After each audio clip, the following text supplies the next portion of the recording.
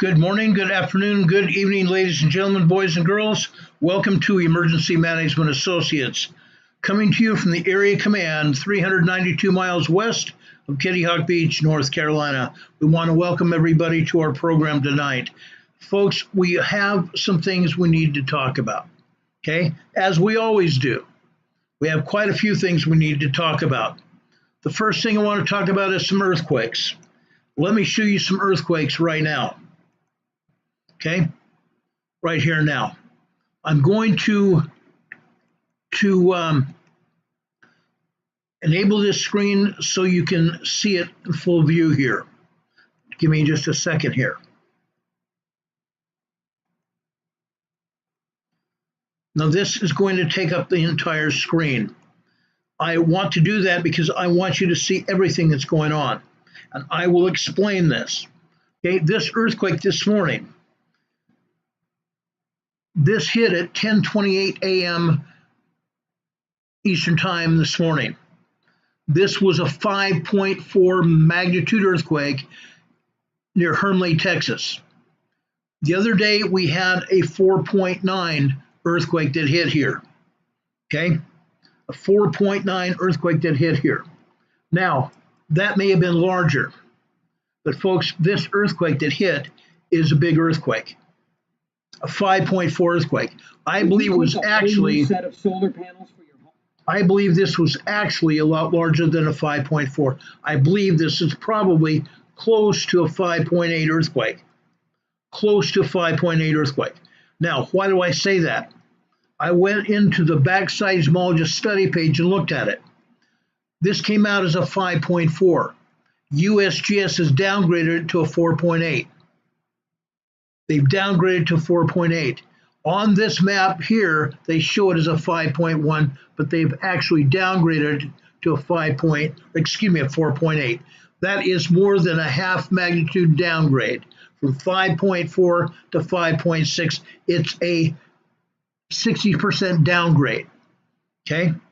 There have been other aftershocks since then. A lot of aftershocks, probably 15 aftershocks in this area. Now, I've shown you this area the other day. This area is prime example of oil and gas fracking operations. Oil and gas fracking operations, guys, this is very important. We can't forget why this happened. We cannot forget why this happened. We've seen this happen before just like this. Exactly like this. We can't let it go away. Okay? I believe this may become a large earthquake. Every earthquake has a chance of being 25% chance of being a foreshock of a much larger earthquake. 25% chance of being a foreshock of a much larger earthquake. Just like that earthquake the other day on Monday was a 4.9. 4 days later, we have a 5.4 earthquake, and I believe it was probably as high as a 5.6 to 5.8. We have to keep our eye on the ball. Okay? This is a gas and oil fracking operation area. Okay, I showed you this the other day. We can zoom in here. Let me zoom in here. I want to show you what's happening. Okay?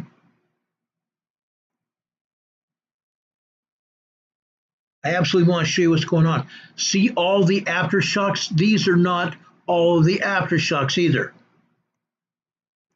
These are not all the aftershocks. Now, look at the boxes here. The boxes or rectangles here are oil and gas fracking operations. Those are oil and gas fracking pads there. Now, here, I've enlarged this here so you can see the actual operation. You can actually see the pad here. This is an active pad. An active pad with also right here. Okay? See that water pad here? That is a holding tank. That is a holding tank of wastewater, treated wastewater. They pump this wastewater down into the cavern where they pull the oil and gas out of to take the place of the oil and gas. Folks, when seismic energy hits this, great big huge drill point where they've drilled into the crust of the earth, it causes rock fracturing.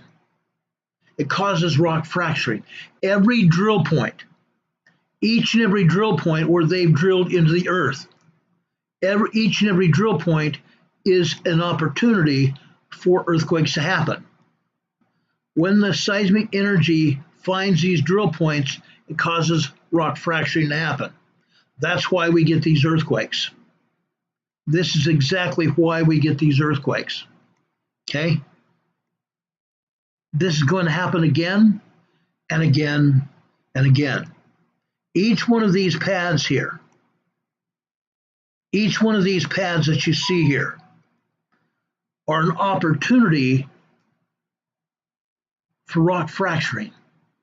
Seismic energy hits these drill points and causes rock to fracture, causes earth movement. That's why we have this earthquake here today. This is exactly why we have this earthquake today. This earthquake just north of there is a 3.3. That's a 3.3. Let's go further to the south. I want you to see this. Okay, right here. This is a 3.0. Back north to the east, north and east of there. What is this earthquake? This is a 2.5. 15 kilometers northeast of Hermleigh, Texas. This earthquake here is 17 kilometers, northeast of Hermleigh, Texas. Okay? Each and every one of these earthquakes corresponds to seismic energy that's found a drill point. Now, let me take this down.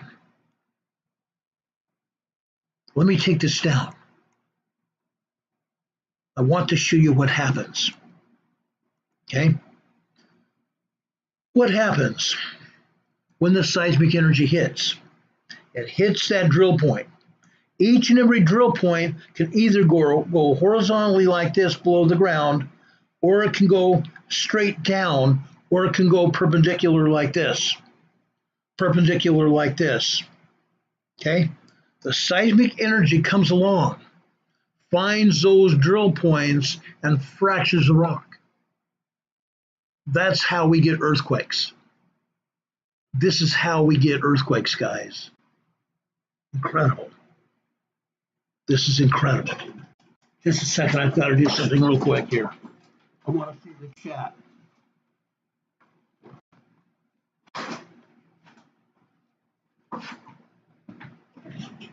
Okay, now I can see the chat. Okay, you notice we're on the computer. I fixed the computer so we can come on the air tonight. We will be on the air from now on the computer. Now, what is going on? What is going on here? This is just one earthquake. This is just one earthquake that's happened. Okay? This is the biggest earthquake we have here in the United States. This is the biggest earthquake we have in the United States. What are we going to do? What do we expect to do? I want to ask you, what do you expect to have happen? We may still have earthquakes that are going to hit here. Again, each and every earthquake has a 25% chance of being a foreshock. So we are going to keep an eye on this same area in Hermleigh, Texas, just like we've done with that 4.9 that happened earlier this week. Okay? It hit with a large earthquake. We're going to keep our eye on this area. We have to. We actually have to. Now, over in southwestern Texas, we have a brand new earthquake here. Okay? I want to make sure everybody realizes it. This is a 1.6 tremor near Coinosa, Texas. We are still going to have earthquakes here in the southwest part of Texas. That's a 1.6. This is a 1.7. Go further to the northwest here, this is a 2.7. A 2.7. This is a 2.3 here, this is a 1.5, and this is a 1.6 in Toyah, Texas. Now, are these going to continue to hit? Absolutely are. We've seen earthquakes here in southwestern Texas long before now. Earthquakes hitting here for about 4 years now. Earthquakes hitting here now for 4 years. Now, Tammy Steffi said that she shared information on the Paris railway attack. She has. Okay? She most definitely has. Folks, we need to be prepared. We need to be prepared for whatever is going to happen.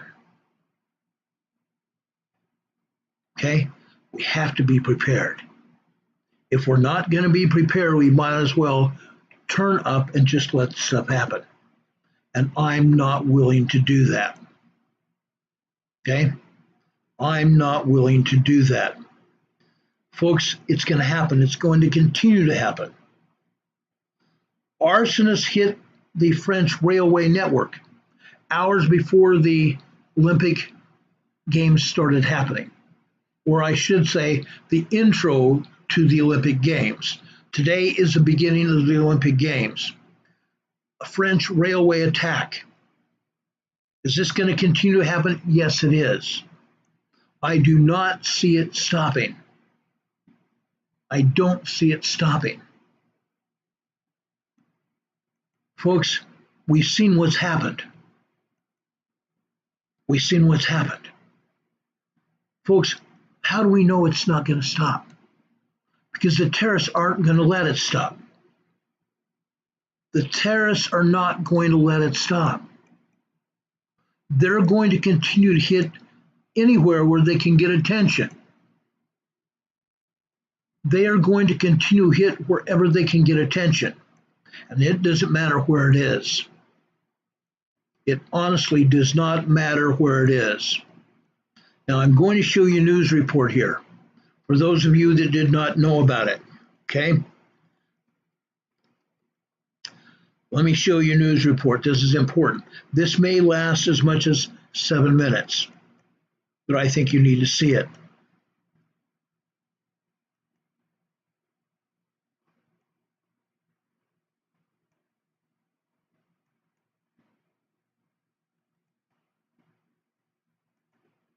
Now to another story developing in Paris ahead of the Games. Coordinated vandalism and arson attacks on the French high-speed rail system has brought trains to a halt. Nearly 1 million passengers are affected, and efforts are underway to get the trains moving. For more on this, we've reached Alain Bauer. He is a professor of criminology. Alain, thank you so much for making time for us. What was your first reaction when you heard about the attack? Well, it was not a surprise during the preparation of the Olympics like any other event. And since 2015, the terrorist attack in Paris, we are prepared for attacks against the networks and the railway. We have almost 30,000 kilometers of railway networks, and this is a very huge target for any type of attacks or sabotage or terrorism. At this time, it's the first time we have a coordinated attack on 4 points, 3 that succeeded, unfortunately, 1 that failed due to workers that made the attackers fly. But this was a part of the processes to prepare the Games. It's far from the Games, far from any venues, but it is a disrupting issue with almost 1 million passengers on the tracks. But the network are resuming operation as we talk. Alain, let's talk a little bit about how this attack was described. The rail company CEO described the attack as a premeditated, calculated, and coordinated. And he said it indicates a desire to seriously harm the French people. I mean, those are scary words. What can we determine from the details that we have so far? So everything is right, but the last word, it was not made to harm the people, but to harm the network. It was made to have no casualties for human people. It destructed junction boxes that give you information that transmit data from all the trains coming in and coming on. But the system is so automated that every train stopped as soon as the communication was broken. So it was not made to kill or harm people, but it was made to create disruption into the network. It was perfectly coordinated, perfectly thought, perfectly determined. It was a huge effort of intelligence to see where are the connection points and where it will do the most damage for the network and for the circulation of the trains, but not to kill or harm people. Alain, often before the Olympics, we do hear about something that was possibly planned and foiled, but this year we're really hearing about quite a few. Given the level of planning that has gone into preparing the Olympics, how is it possible that an attack like this was able to happen? I can't help but wonder, are we just, because we're so plugged in, there's social media, 24-hour news networks like ours, are we just hearing more than we were in the Olympics of the years past? How do you think an attack like this was able to happen? Well, the attack is easy. Imagine the train, the connection between, I don't know, Montreal and Vancouver. How do you protect it all the way? You don't. So you just look at what you need to protect more than the other, which are junction point, transit system, and these are the most vulnerable and, of course, the most valuable targets. Okay, these are the most vulnerable and the most valuable targets. Listen to what he said. The most vulnerable and the most valuable targets. The terrorists got what they wanted. They got attention. They obtained the attention of the people. This is what they did in order that people might be scared. This is exactly what the terrorists want. They want everybody to be scared. They wanted everybody to be scared, and that's what they got. Is it going to continue? Probably more than likely it will. More than likely it will. I've seen this happen before. When I was a federal police officer, we had terrorists in San Diego. There were terrorists all over San Diego County and up into Los Angeles, San Francisco, and even Denver when I worked there. They want to get attention. They make strikes at the most vulnerable and the most valuable strikes. They want to get attention. And that's what they got today. It's not the only place where we're going to see this. Terrorists have said that they're going to attack the Olympic Games. Now, I know for a fact that the United States, CIA, and the FBI are there in Paris. I know for a fact. Our agencies have sent our top security people to help protect our own athletes. Okay? That's going to leave highly valuable targets here in the United States vulnerable. Even though this happened in Paris, in France, other countries are also going to get hit. Everybody needs to prepare for what has happened. Okay?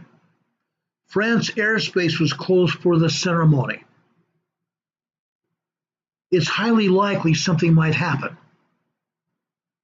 The terrorists don't care. Just like we have airspace closures around targets here in the US. For example, the White House, the Capitol building, the National Mall, where President Trump is living in Florida, where congressmen and senators live, and where they're going. Airspace closures are not a new piece of information. They happen all the time. Okay? They're called TSRs, temporary space restrictions. They happen all the time. It's not surprising here that France airspace has been closed. They don't want anybody to come in there with drones or other aircraft to disrupt the games or hurt or kill anybody. But it still could happen because these terrorists don't pay attention. They don't abide by the rules. James Bareka says he would rather be in Beirut than in Paris right now. I don't know about that. I would not want to be in Beirut, Lebanon for nothing. I had a friend of mine in the Marine Corps back in the 80s. And if you remember, the Marine Corps barracks in Lebanon got hit. He was one of the Marines in the barracks there that got hit. He was somewhat injured, but he wasn't injured enough to keep him from being a police officer, and he told us stories what happened. The terrorists don't care. The terrorists don't care. This is just one more example of terrorism around any major event. And each one of us needs to start paying attention because, again, it's not going to stop. It definitely is not going to stop. Does anybody else have any questions about what happened in Paris? Does anybody have any questions about what happened in Paris? Or not necessarily Paris, but the outskirts of where the Olympics are. Okay? The electronics shut the railway down for a time period. They have such a network that anywhere where the network is shut down, it stops all the trains from running. And they immediately started putting things together where they can continue hauling passengers. And you heard that man say that there was millions of people on the rails. There were millions of people, not peoples, but people already on the railway. Somewhere, but not near where that attack happened. But it does not mean that it won't happen.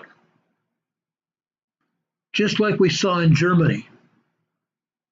I believe it was 1968, just like we saw in Germany. The terrorists went in and tried to kill people at the Olympics. They went into the venue and killed people. Yes, we have plenty of security, and security measures have improved since the 60s. Absolutely, they have. They've improved from the 70s, the 80s, the 90s, and into the 2000s. They've definitely improved by 2024. But that does not mean that they're going to stop. Look what happened in Israel. Israel was not expecting an attack on its southern border. Hamas came in with powered gliders, powered personal gliders. And the men that were occupying those gliders had automatic weapons. How many people did they kill? Over 300 people at a concert. They also came in by land. Once they came in with those gliders, they took out the border guards that Israel had up. Hamas came into the borders and kidnapped even our own people. 6 Americans still are hostages in Hamas, or with Hamas down in Gaza. Is it going to stop? I don't think so. Okay? Pam Miller says, but unfortunately the terrorists are smarter too. You're right. Unfortunately, the terrorists are very smart. They train. They may even be training here in the United States for an attack on us. We have another major event coming up around August 16th, the Democrat National Convention in Chicago. What do you think is going to happen there? They came in with terrorists over in Milwaukee, Wisconsin. The protesters. Again, let me explain how this happens. The police and security personnel at the Republican National Convention in Wisconsin, in Milwaukee, Wisconsin, and this is a good example, that's why I'm talking about it, they had two perimeters. They had a hard perimeter around the stadium, the arena where the Republican convention was held. They had an outer perimeter where they allowed protesters to be there. Other police departments from around the nation were asked by Wisconsin to come in and help provide security for the Republican convention. Protesters were there. Flags were burned. People were arrested. One man with a knife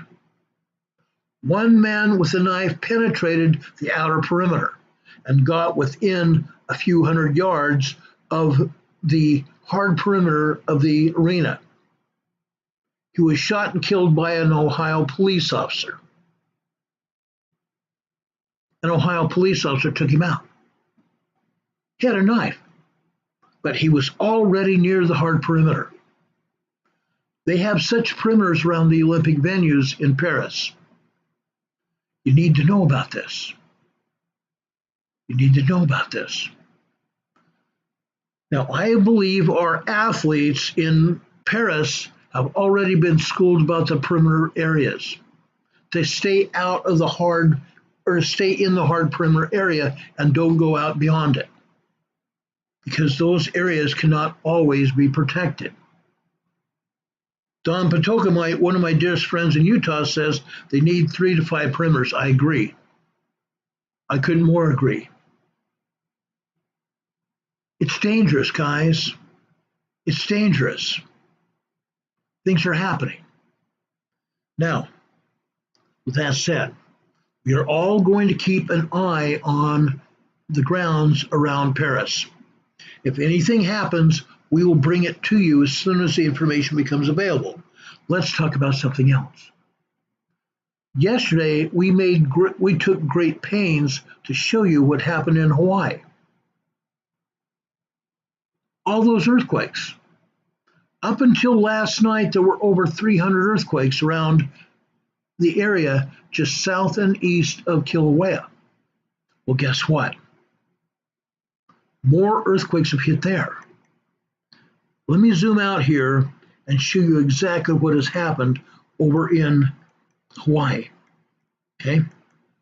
Let's zoom out here. Okay? That's the United States. We may go back to the United States in a few minutes. Let's go over here to Hawaii. I want to show you what's happening.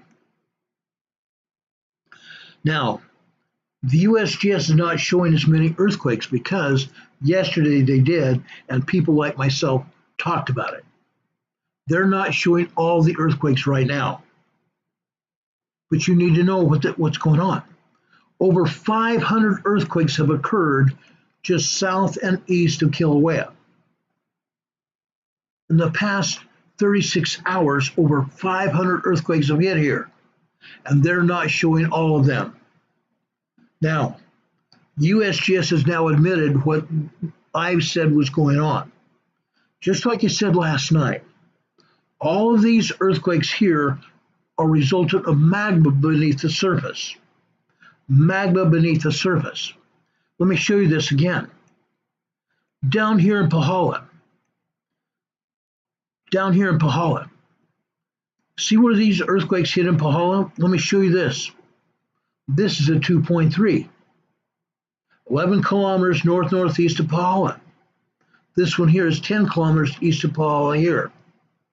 Again, way down south in the Pacific, Let me pull the South Pacific up here. Again, I want you to know what's going on. Otherwise, I could care less if anybody knew, but I believe it's pertinent to our conversation. Way down here in the South Pacific, we have a deep underwater in the crust of the earth. We have a deep magma plume coming up from deep in the earth, deep just up above the core of the earth, a deep magma plume. That magma plume is supplying volcanoes around the world. Supplying volcanoes around the world. Volcanoes in Tonga. Volcanoes in Samoa. Volcanoes over New Zealand that you see here, where USGS is not showing any earthquakes. What a lie that is. 25 earthquakes in New Zealand, and they're not showing one. Not one at all. Okay? What a joke. What a joke. But magma coming up from this deep plume, way deep in the earth, the magma being supplied to all the volcanoes. Over here in Pahala. Let's make it real here in Hawaii. That magma is coming into Pahala. And just like a gas station, magma is coming up here and it's being supplied to all the volcanoes. All the volcanoes. This earthquake here, this is just south of the summit of Mauna Loa. USGS says this is a 2.2 earthquake. Yes, it is. But this is just south of Mauna Loa summit. USGS is saying it's 21 kilometers northwest of Pahala. No, it's not. This is just south of Mauna Loa, south of the summit. USGS has no business saying this is northwest of Pahala. This earthquake has everything to do with Mauna Loa. So we have magma coming from Pahala going over here to Mauna Loa. You don't see it, but see that area north of Mauna Loa up there? It's surrounded by yellow and green up there. And in the center, it's got brown and tan. Folks, that's another volcano. That's another volcano. But USGS is not showing us any earthquakes. Well, guess what? That volcano has more earthquakes than Mauna Loa. And USGS is only showing one at Mauna Loa. Also out here to the northeast of the Big Island. Right here. This is another volcano here. This is Hualalai volcano. Hardly anything is ever going on at Hualalai. Even when we go over to the seismograms, and it's hardly showing anything. It's showing minor tremors. Minor tremors here. But Mauna Loa and Mauna Kea here to the north are getting hit with earthquakes. Mauna Kea has more earthquakes than Mauna Loa ever has. But USGS will deny it's happening. But we have earthquakes up here in Kilauea. We don't have any earthquakes at the volcano at all. Now, something you also need to know here. This picture of Kilauea is old. It's old. The lava field that is in the crater is far higher than this picture is portraying. The lava field is just within about 100 to 150 feet below the rim of the volcano. That shows you how out of date this picture is. All we have is this earthquake here. It's on the rim of Kilauea. This is a 1.9 2.0 earthquake on the rim of the volcano. All the other earthquakes are to the south and to the east of Kilauea. But we saw earthquakes yesterday headed out here to Fern Forest, just as we see earthquakes here. Just as we see earthquakes here. Now, you can see craters here. I'm showing you craters. There's a reason these craters hit. These craters are a result of lava being vented out of the ground just south and east of Kilauea. These craters are a part of the Kilauea family, okay? Just because these craters are not erupting now doesn't mean they're not going to. They could re-erupt. Or, as we see with these earthquakes, we may see fissures just like we saw in 2019. Just like we saw in 2019. When Kilauea volcano, like I explained yesterday, dried out. The lava in the crater drained out of the volcano. And there was another volcano right here, Pu'u'o. There was lava in this crater as well. And the lava drained out here.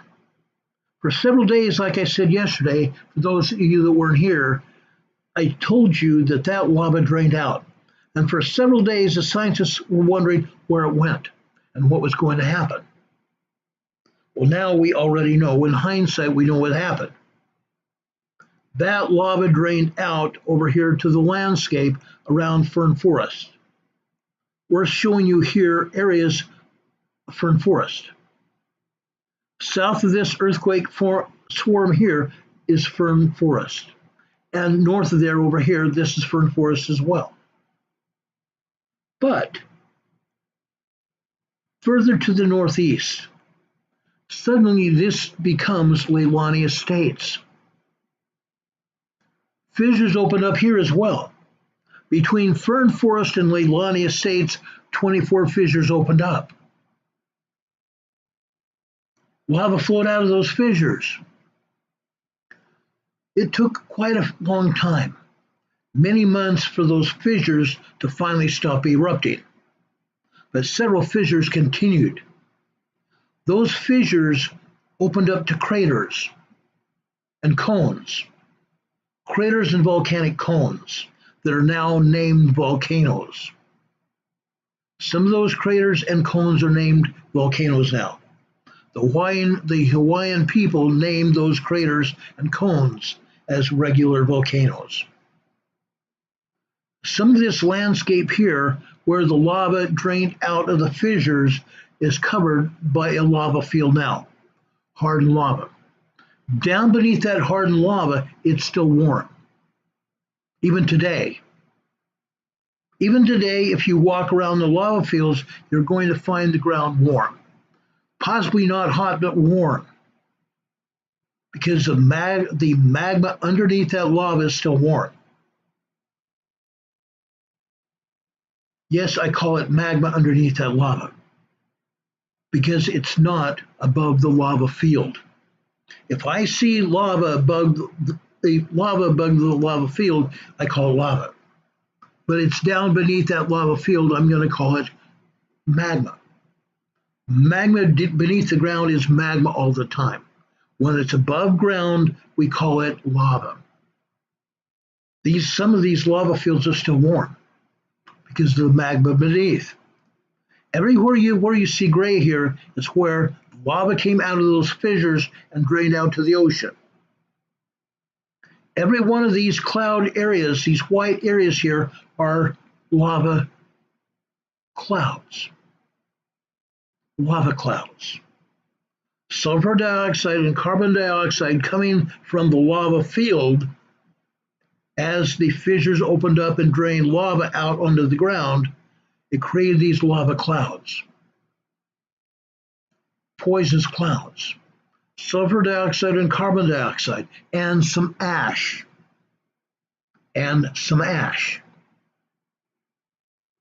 That ash flew all over the island, mostly to the north and east, just like we're showing you here.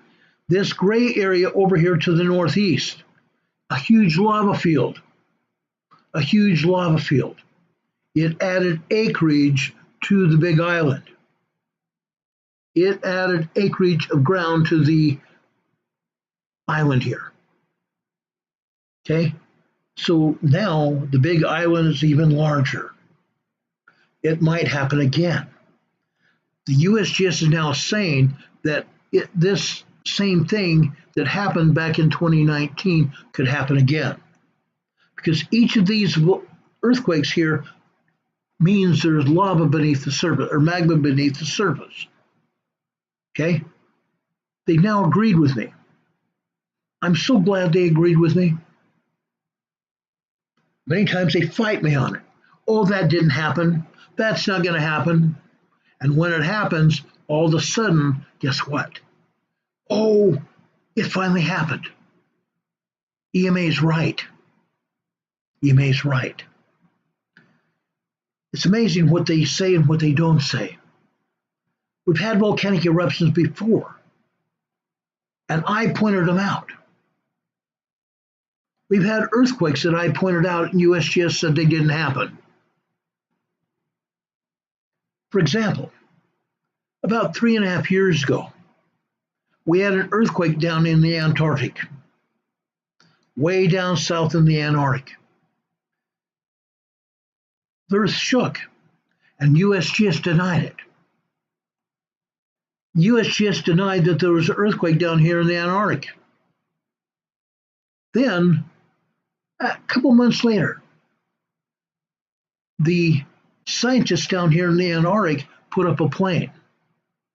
It got warm enough where the scientists could put up a plane, and they flew over the Antarctic ice. Guess what they found? They found a 14-mile-long fissure. A 14-mile-long fissure in the ice as a result of that huge earthquake.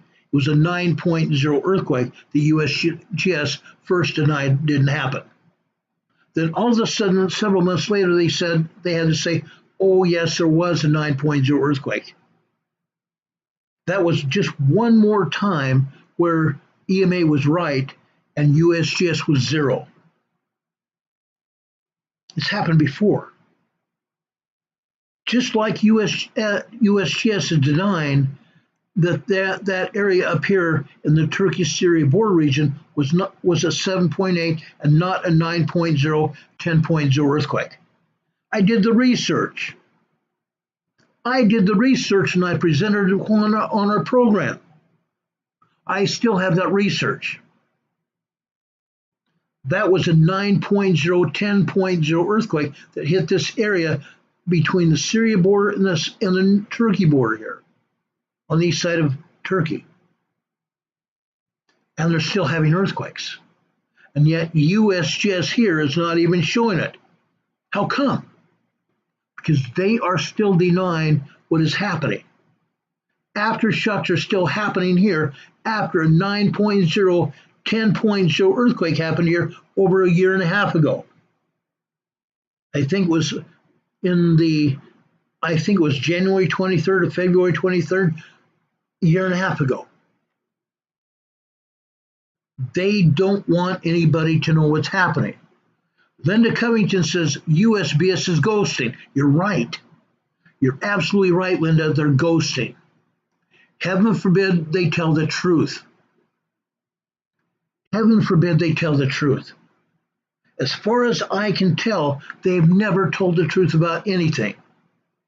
Nothing. Let me show you another thing where they've not told the truth. Let's go back all the way over here, across the Atlantic, across the United States, and across the Pacific Ocean. Let's go over here to Kamchatka Peninsula, owned and operated by Russia. There is a volcano right here. This volcano erupted about 4 years ago. USGS denied it. USGS denied it. Then they said, yes, it happened, but it was only a 35,000-foot eruption. I said it was a 79 to 85,000-foot eruption. A 79,000 to 85,000-foot eruption USGS says only it's 35,000. Not a big deal.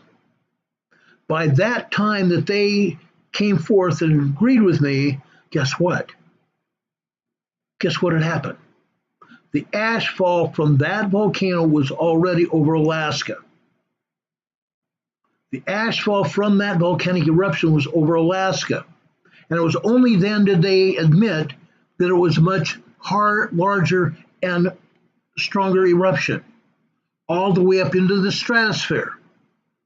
All the way up into the stratosphere. Yet USGS first denied it happened. What a joke. So they not only ghost earthquakes, but they ghost volcanic eruptions as well.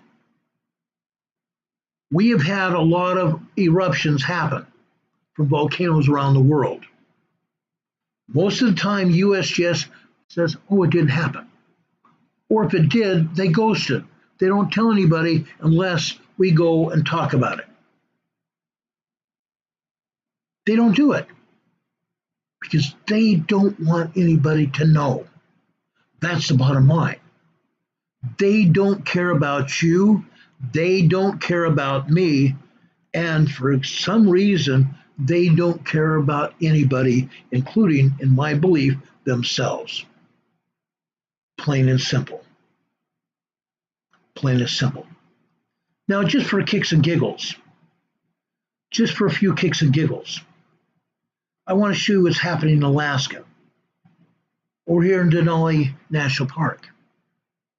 Okay? We have a volcano here, a huge volcano, the largest volcano in North America. Do they care to talk about it? No. Heaven forbid. This earthquake is on the northwest side of that volcano, of that huge mountain. Heaven forbid they tell us about it. Okay? This was at least a 2.1 earthquake, at least, in Denali National Park. This time, USGS says it's east-southeast of Denali. 69 kilometers east-southeast of Denali. Where is this earthquake? It's over on the northeast side of Denali National Park. It's not out of Denali, it's in Denali.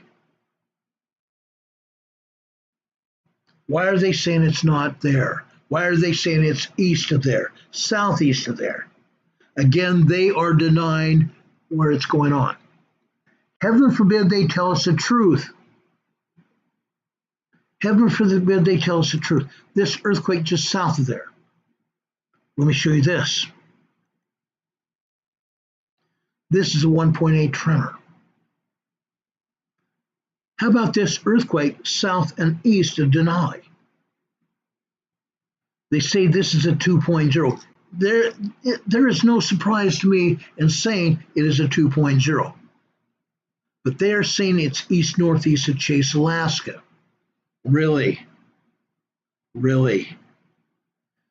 They have not again come even close to this being east-northeast of Chase, Alaska. It is south-southwest of Chase, Alaska. They cannot even get the locations of these earthquakes correct. They don't care. They honestly don't give a darn. One of these days there's going to be another major earthquake here in Alaska. It's probably not going to be here in Denali though.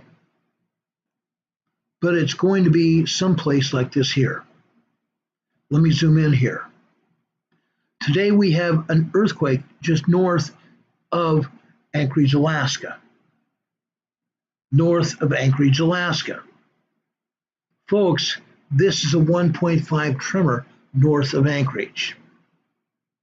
Okay? USGS is saying it's 5 kilometers west-southwest of Eagle River. Really? Let's tell them where it is. It's just north of Anchorage.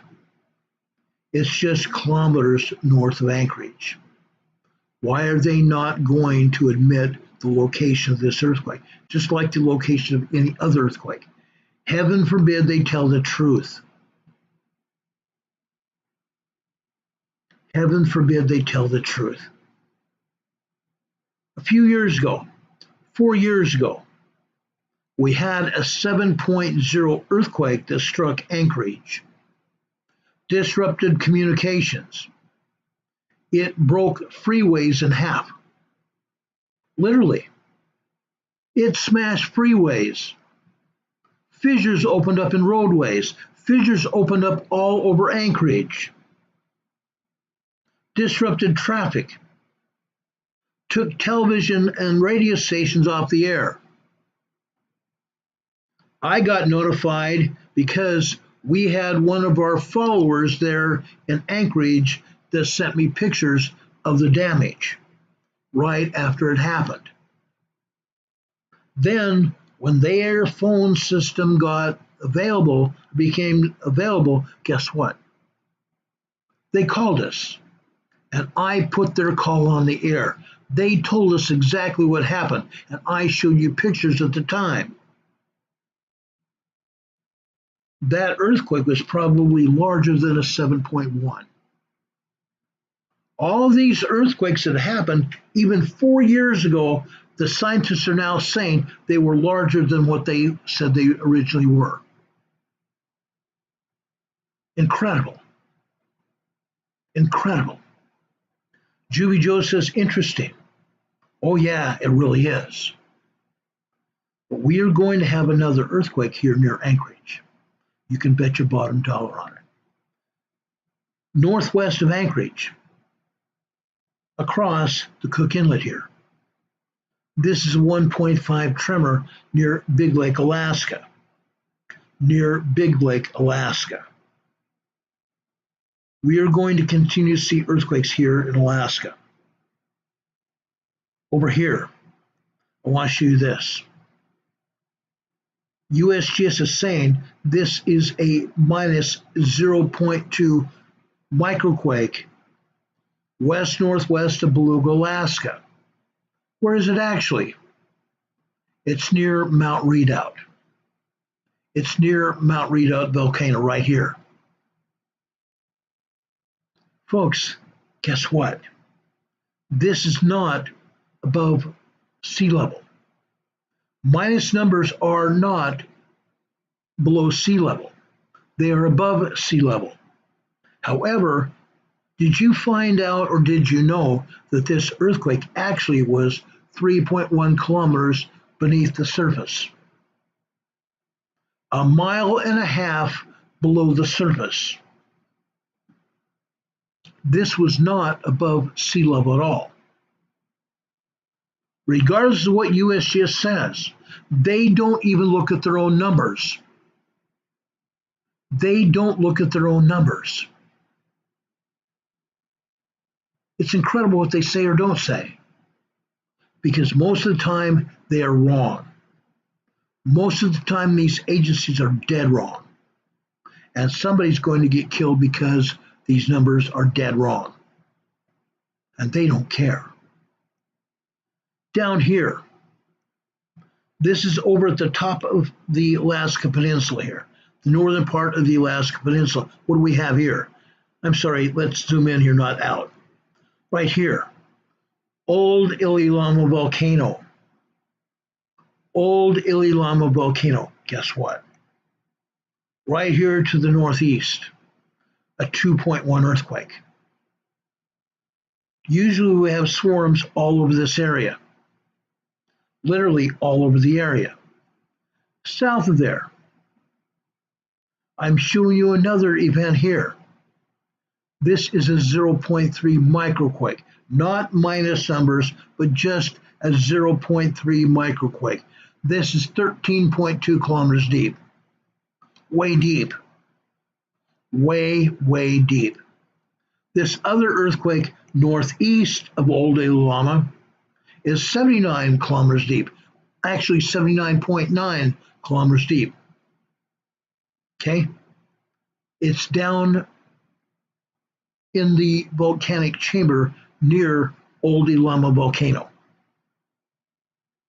Okay? That's what's actually happening. Kodiak Island here. The other day we had a 5.3 earthquake here. Today we have a 2.0. USGS is saying this is 32 kilometers northeast of Larsen Bay.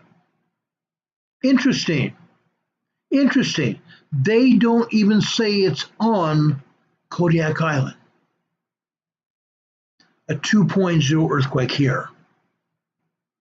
This is an aftershock of the 5.3 earthquake earlier this week. Okay. This is what I'm talking about, the USGS not being honest with any of us. Nothing. Nothing. And does it surprise me? Not at all. Because I keep showing you all this information, and I keep proving to you that what they're saying are nothing but lies. Nothing but lies. This earthquake over here near Atka, Alaska. This is a small 3.6. Down here in the Aleutian Island Trench here. Down here in the Aleutian Island Trench. It's nowhere near land. So nobody on any of these islands, and these islands are only occupied during the summer months. Because otherwise it's too treacherous to come up here in the wintertime when it's below zero temperatures. And I'm talking about 70 to 80 below zero temperatures over here in the North Atlantic Ocean. A 3.6 earthquake here. This is also 35 kilometers deep down here in the Aleutian Island Trench. You see other minor tremors here. Why? Because this also is an area that's volcanic. All these islands are a result of magma beneath the surface erupting. That's why we have earthquakes down here, because magma is down beneath the surface here, and it's going to continue to echo here. I did not point out this earthquake before when we were talking about the earthquake over here in Kamchatka Peninsula. This is a 4.3 over on the southeastern shore of Kamchatka Peninsula. It's right offshore. Okay, a 4.3 moderate earthquake. Now, USGS are calling these light earthquakes. Again, I want to make my point known. These earthquakes cause moderate damage. These earthquakes cause moderate damage. I don't give a flying rat's frosty keister what USGS calls them. Again, they're only showing their stupidity by earlier this year changing their designation, trying to make it seem like these earthquakes don't cause any damage. These are not light earthquakes. Again, 4.0, 4.9 earthquakes can cause moderate damage, and they usually do. These are not light earthquakes. I don't give a flying rat's butt what USGS calls an earthquake, because they're wrong in their description. Again, they are going to get people killed, because when they call an earthquake light, people are going, oh, that's nothing. And then all of a sudden they get hit. And all of a sudden they realize, hey, USGS doesn't know what they're talking about, or didn't know what they were talking about, because USGS really doesn't. The preeminent seismic agency of the United States government. We used to get very poignant with this agency because this agency was supposed to be telling the truth. Now it's not. The USGS was looked up to around the world. Now it's not. This earthquake just south of Japan here in the Izu Islands is a 4.0 earthquake. This is a fairly moderately deep earthquake, 466 kilometers deep. This is moderately deep. Deep is 600 kilometers deep. 550, 570, 600, 650 kilometers deep. Those are deep earthquakes. This is moderately deep earthquake. Down here in the Pacific Ocean, it's down the Izu Islands.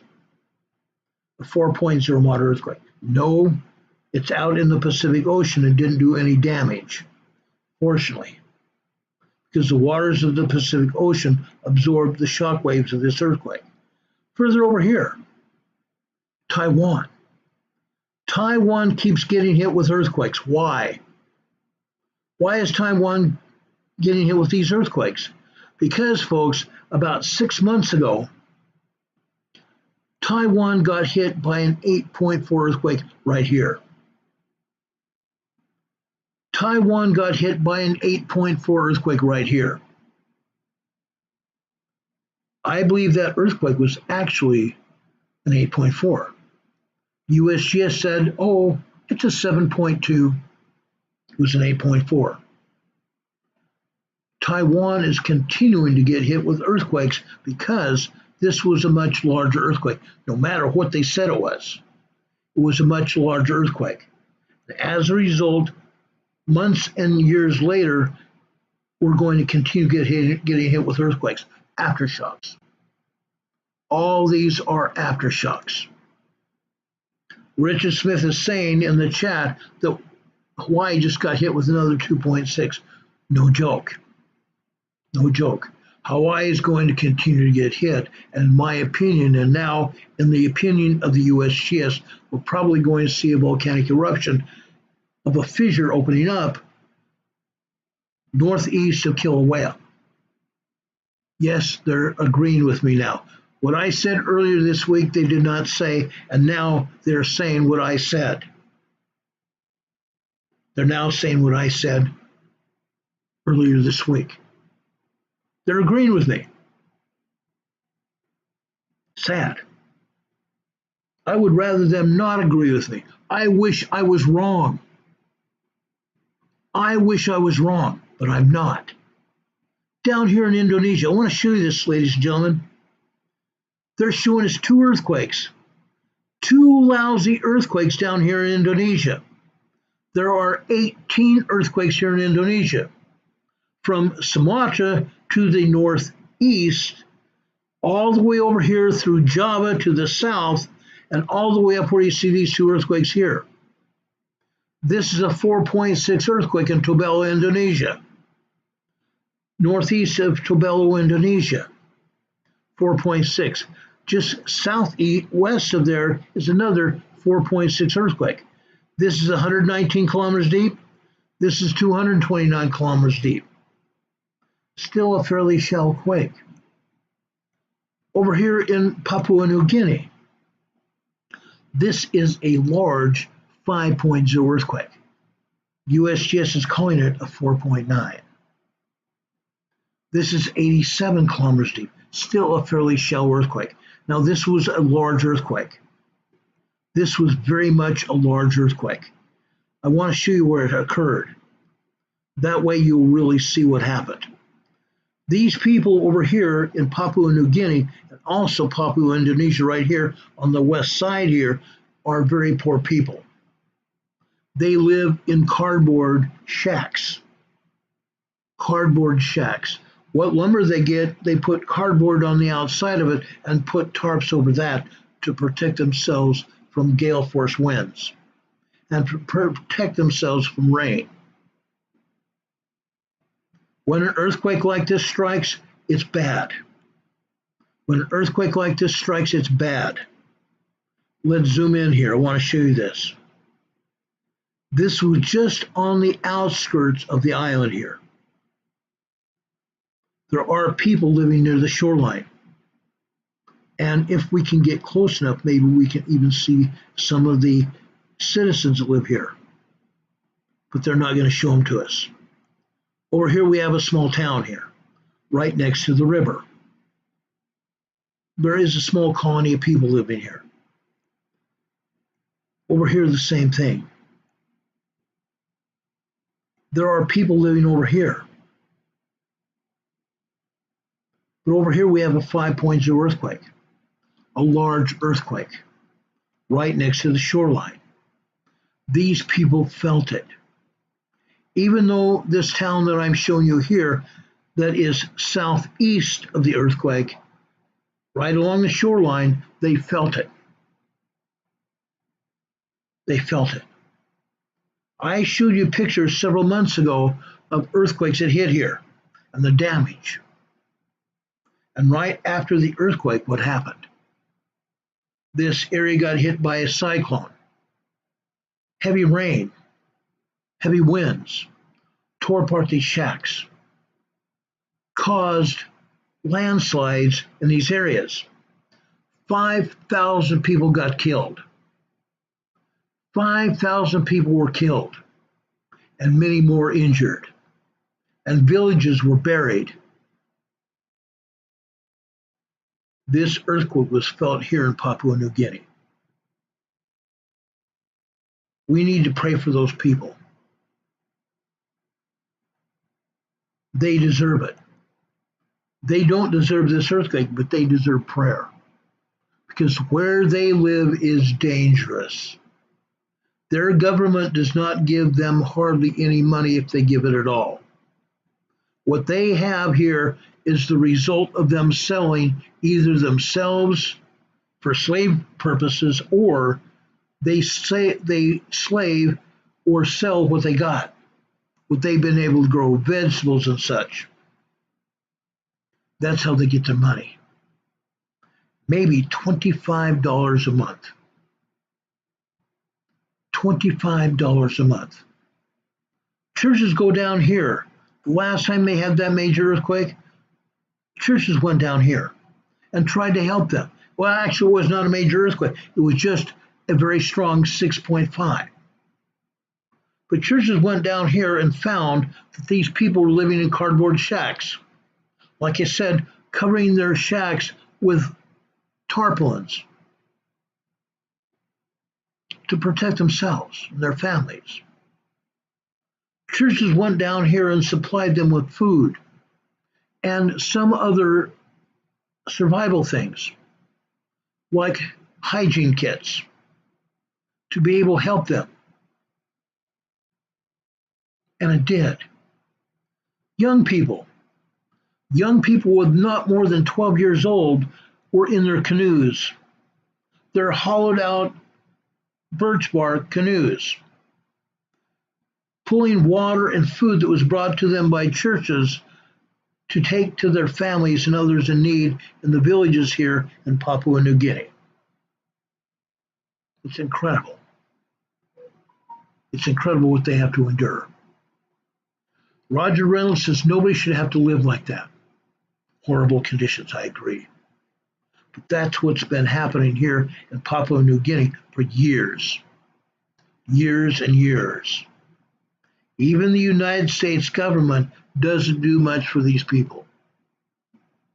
When something happens, it's the churches from all over the world that come in here with supplies. Just like I showed you a few months ago. That happens. That happens. Those poor people. USGS is not showing us any earthquakes here in Australia. Guess what? There are. But heaven forbid the agency shows them to us. They're just not going to do it because they don't give a damn. They just don't. Again, down here in New Zealand, we have 2.8, yes, 2.0, 2.9 earthquakes are not even felt. They're basically basic earthquakes, minor earthquakes. But New Zealand, both on the South and the North Island, are also getting hit with 3.5 to 3.8, 4.0 earthquakes all over the North and South Island. USGS doesn't say a word about them. Even when New Zealand has 4.4, 4.5 earthquake, many times USGS does not even show it. They don't care.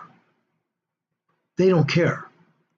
As I told you the other day, and I told you before, sorry I keep moving this slide here. Over here on the east side of Ro'u Island. Ro'u Island is the North Island of New Zealand. Scientists are saying over here on the east side of the North Island that they're going to have an 8.0 earthquake sometime in the next 25 years. Yet we continue to see 4.5, 5.0 earthquakes happening over here on the eastern coast of the North Island. These earthquakes are ramping up to be a more spectacular earthquake, even upwards of a 6.0, 7.0, and yes, an 8.0 earthquake. You can see here that the Indo-Australian plate that you see here on the eastern side of the North Island, the Pacific plate is subducting under the Indo-Australian plate. This is a subduction area, a large subduction area. This will be a subduction quake when it happens. They're not showing earthquakes here. Why not? There's another reason. For those of you that don't know about this, let me zoom in here and show you this lake. This is what they call Topo Lake. This is a supervolcano. This is Topo supervolcano. Yes, there's a lake on the top of it, just like we've shown you at other volcanoes around the world, where there's a lake at the top of the volcano. This lake, this volcano, continues to get hammered by earthquakes beneath it and earthquakes around it. Even today. But USGS doesn't want to show it for whatever reason. But the people here on the North Island that live in communities around Topo Volcano know it because they're feeling the earthquakes. Let's zoom in here. I don't often do this, but let's zoom in here. I want to show you the towns and cities here. Look at that. This is just not a forested area. There is a large city here. There is a large city right alongside the northeastern side of Topo Lake. What's going to happen? Yes, they are getting hit with earthquakes. Minor earthquakes, small earthquakes, but they're getting hit. What's going to happen when this volcano blows? People are going to get killed. I believe people have a right to know what's going on. People have a right to know what's going on, folks. Mary M. says USGS, the United States Geological Survey, has a $1.8 billion budget. A $1.8 billion budget for 2024. So those of you that know what USGS used to do, back in the 40s, the USGS came on board with the government to help locate oil and gas reserves in Texas. That's why USGS was formed, to hunt down oil and gas reserves around Texas, pretty soon around the world. That's what they've done. But they're also a seismological agency. They are responsible for telling us when earthquakes are happening, so we can help ourselves and help prevent damage to our property and loss of life. But again, USGS doesn't want to tell us about it. Heaven forbid they be truthful about anything going on at all, ever. They're showing one earthquake up here in Tonga, Kilauea, Tonga. We rarely ever hear about the earthquake in this area. This is southern Tonga, 101 kilometers east-northeast of Kilauea, K-O-L-O-N-G-A, Tonga, Kilauea, Tonga. Let's go down here and take a look. Here's the island here. We can't get any closer. That's the island. This earthquake happened over here in the Pacific Ocean. It's my belief, because of what I've studied, that the seismic waves were absorbed by the Pacific Ocean. The seismic waves were absorbed by the Pacific Ocean. So nobody felt this earthquake. Unreal. Folks, it's happening. All this is going on. And yet, nobody is talking about it.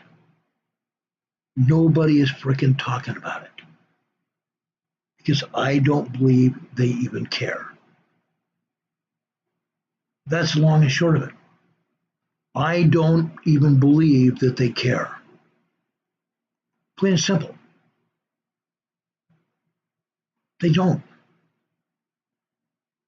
They don't give a flying rat's frosty keister what's actually going on. Heaven forbid. Heaven forbid. Now, someone asked just a minute ago, how many people work for USGS? Let's find out. Let's find out.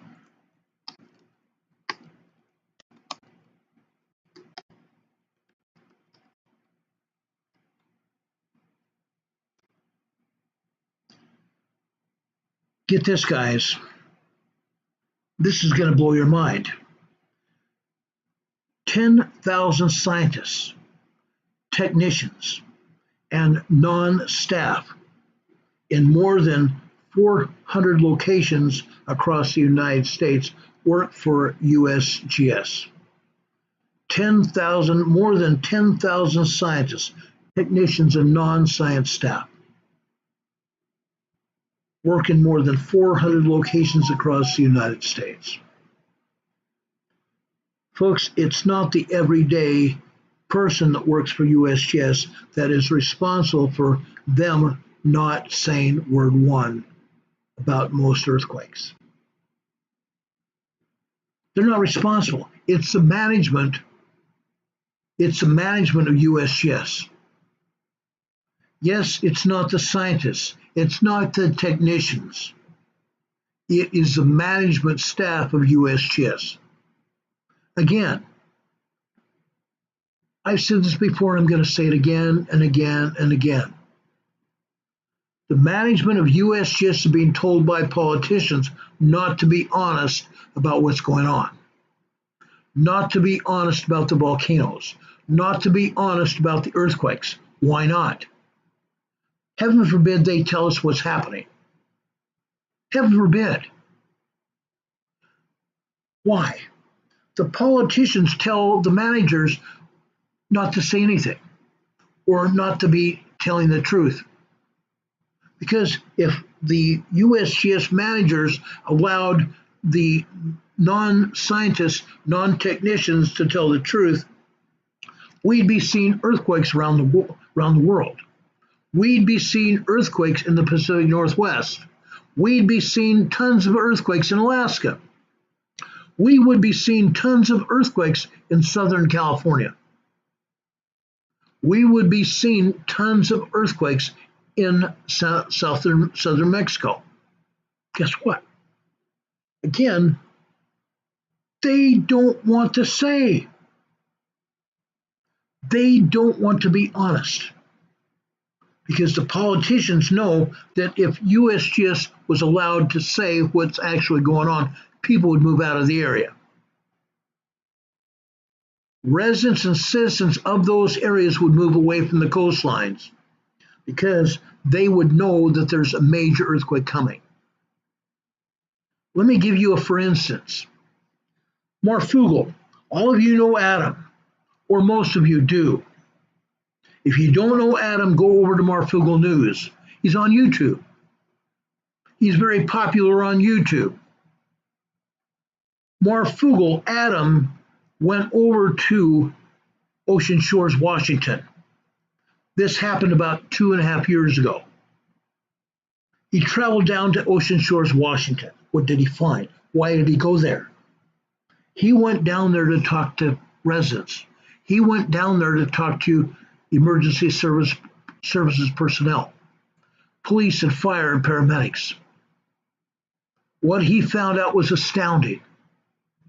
Marfugel was told by citizens and first responders that they did not even know anything about the Cascadia megathrust earthquake. They had not been told what's happening. When Marfugel started telling them, they were astounded because nobody told them. They have not been preparing for that earthquake. That's going to be a 10.0 earthquake, a 9.0 to 10.0 earthquake in the Pacific Northwest. This is just representative of what USGS is not telling anybody. Because if the residents knew the truth, they would move away. What happens if those residents move away? If the residents started moving away, what would happen? There would be less people shopping in the stores in those towns. Less people stopping and shopping in those stores and towns. If there's less people shopping in those stores, guess what's going to happen? Those stores are going to close. If less people are living in that area, what's going to happen? Nobody's going to be paying taxes, are they? Or fewer people are going to pay taxes. If fewer people are not paying taxes, then the cities and towns are going to dry up. The city halls, the town halls are not going to be there anymore. Who is going to pay for the resurfacing of the roads? Who is going to pay to keep the electricity on? Nobody. Nobody. If there's nobody there, if there are no politicians there, guess what? They're out of work.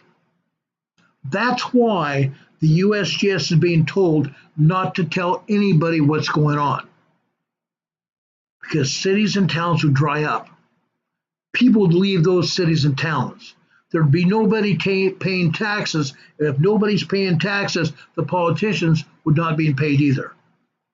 They'd go away. They'd go away. Now you see why USGS is not saying squat. They're getting paid not to say squat. And yet you were seeing earthquakes happen there. We're seeing earthquakes happen.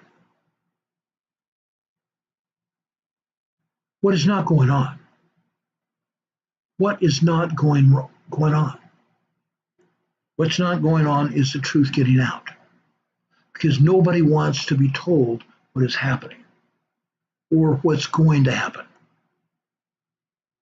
Nobody's saying a word. Nobody's saying a word, people are going to get killed, right? Absolutely right.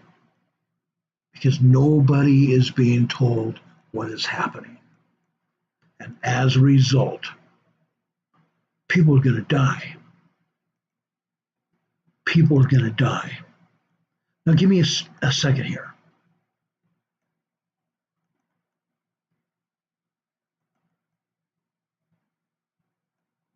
I've got to restart this map here because USGS took it down. Sorry. There's a couple more things I want to show you here.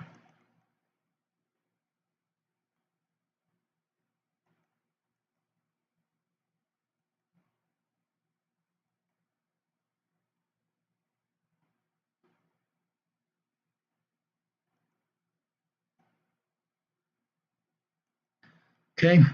Yes, I'm coming over here to the United States of America. Okay. There's kind of a reason. There's a kind of a reason here why. Okay. But first, before I go there, I want to come over here to Europe. There are earthquakes here in Scandinavia, minor earthquakes and tremors here in Scandinavia. But is anybody showing them? No. USGS is not saying word one. There's earthquakes here in Iceland. Why? Because we're going to have another volcanic eruption probably within a matter of days. And yes, we will talk about it when it happens.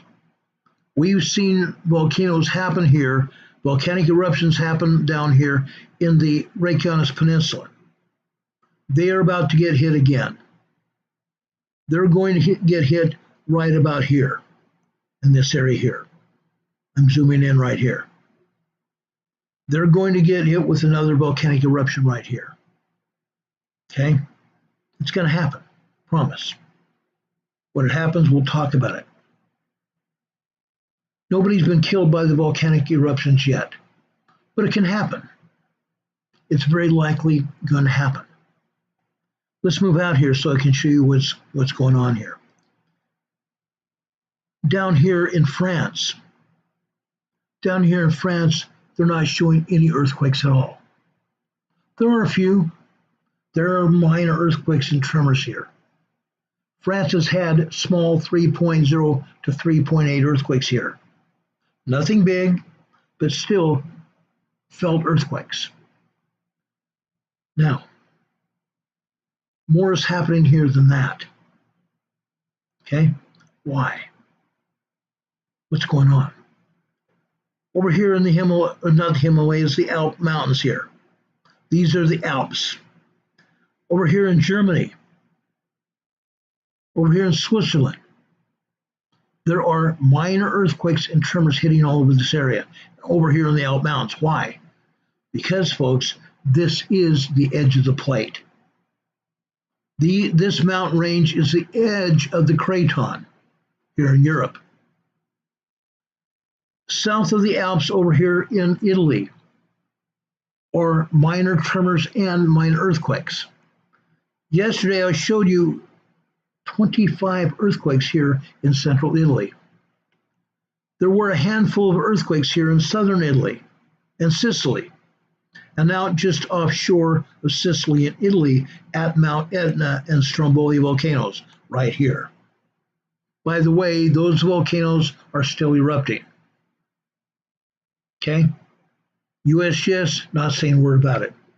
When we have a volcanic eruption, there are usually 5.0 earthquakes afforded to that volcano.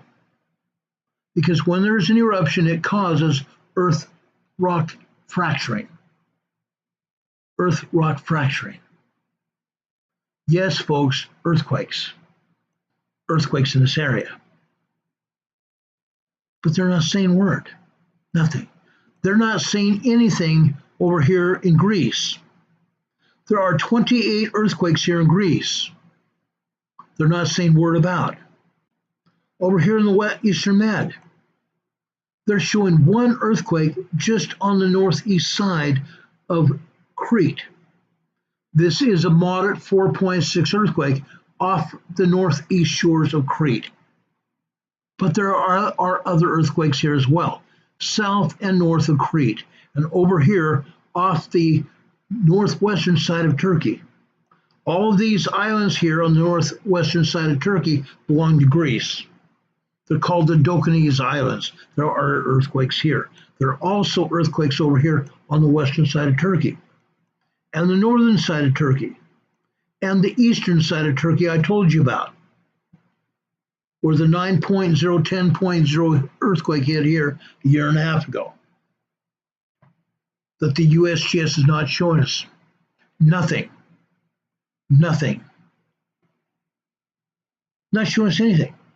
Over here, what is this? This is the Gulf over here in the Middle East, the Persian Gulf. This is a 4.7 earthquake over here on the earthquake fault. On the earthquake fault. That's why this 4.7 earthquake hit. There are other earthquakes here as well. But heaven forbid the USGS shows any of them. They're not showing any earthquakes over here in Yemen. They're not showing any earthquakes over here in Tajikistan or Afghanistan, where there usually are earthquakes. Fact. They're not showing anything. Why not? Why not? Inquiring minds want to know. Inquiring minds want to know. But let's come over here. They're showing two lousy earthquakes here in South America. One over in Colombia and one over here in northwestern Chile. This is a 4.3 moderate earthquake, 100 kilometers deep. 100 kilometers deep. This earthquake over here in northeastern Colombia is a 4.3 earthquake. There are 38 earthquakes here along the coastline of South America. Chile, Argentina, Bolivia, Peru, Ecuador, and Colombia. They're showing two. They're showing two. Central America, El Salvador. They're showing an earthquake that just happened here. a 4.5 earthquake. Juby Joe says, I must say hello to Carol. Thanks. I know she appreciates that. She very much appreciates that. I appreciate that. Now, there's an earthquake there. There's an earthquake there. There are more earthquakes than that. There are more earthquakes than that. What's actually happening? What do you think is happening? There are 10 earthquakes here in South America. 10 earthquakes here in South America. One other earthquake here. This is a 4.2 over on the shoreline of Guatemala. 14 kilometers south of a town that I can't even pronounce. Guanagazapa, Guanagazaba, Guatemala. Guanagazaba, Guatemala. I know I butchered that. I don't speak Spanish or Portuguese or anything down here. But this is over here on the southern shores of Guatemala. This earthquake just hit here was a 4.5 in El Salvador. This is over on the coastline of Guatemala, a 4.2 earthquake, 143 kilometers deep. Both of these earthquakes are on the Cocos Plate here. See, there's this earthquake fault just off the coast of South or Central America here. This is the Cocos Plate. Let's go north. This area here, let me back it out just a little bit more here. This area here from northern Guatemala all the way up here to Puerto Vallarta. There are 36 earthquakes here. 36 earthquakes in this area. They are not showing one. Not one lousy earthquake. Most of these earthquakes are small, 3.0 to 3.9 and 4.2 to 4.5 earthquakes here in southern Mexico. They're not showing any of them. Why not? Because there's something else you need to know. See this earthquake fault just off the coast of southern Mexico? Guess what? The San Andreas Fault. The San Andreas Fault. Kathy Paena, welcome to Emergency Management Associates. Kathy Paena is a longtime friend of ours and a friend of the program. Thank you, Kathy. Thank you for being here. Now, these earthquakes here in South America come here from Central America. They also come here from South America. They come from South America, coming through Central America here to southern Mexico. But these earthquakes continue. These earthquakes continue. Over here in the Gulf of California here, right between Baja California and the mainland of Mexico. Heidi Petrick just gave us a $10 super chat. Thank you so much, Heidi. We need that. We appreciate that so much. God bless you for that. I just gave you an EMA sticker on your super chat. Heidi Petrick is also a member of the Emergency Management family. If you want to be a member of the Emergency Management family here on YouTube, you need to become a member. Join. Join. There is a button right below this video today where you can join the Emergency Management Associates family. I've also, in the top of our program description tonight, put a link to our membership. The least expensive is $1.99, the middle is $2.99, and the most expensive is $3.99. Why? Because we need your help. We need your help. We need to keep this program on the air. Some people that really can't afford much have joined membership as $1.99. We appreciate that. Miss Constitutional Rights says your email doesn't work. Miss Constitutional Rights, go to rltnspdema@gmail.com. Our Proton Mail does not work at all. We've got a Gmail address that does. rltnspdema@gmail.com. Go there. We'd love to have you. We'd love to hear what you have to say or answer your questions for you. No problem. Anyway, see this earthquake fault going directly up here through the Gulf of California? Guess what? Again, the San Andreas Fault. The San Andreas Fault, ladies and gentlemen. Seismic energy comes from Northern California all throughout Southern Cal, all the way down through Southern California and Mexico. Guess what? We have a 3.5 and a 3.7 small earthquakes down here in the Gulf of California today.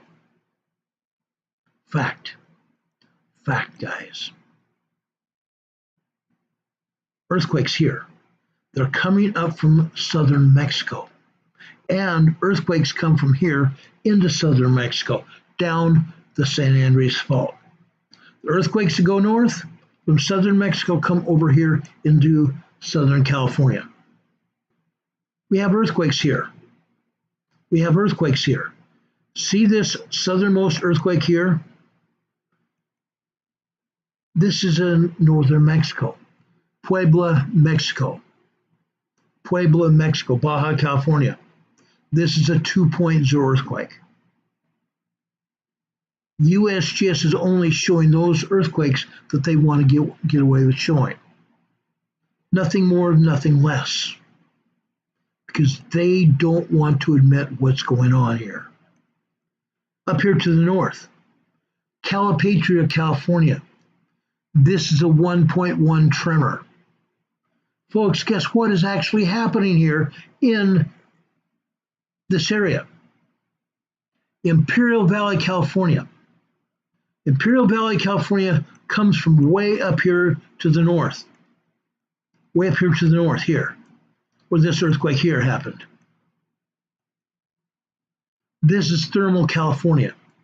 This is just north of the Imperial Valley.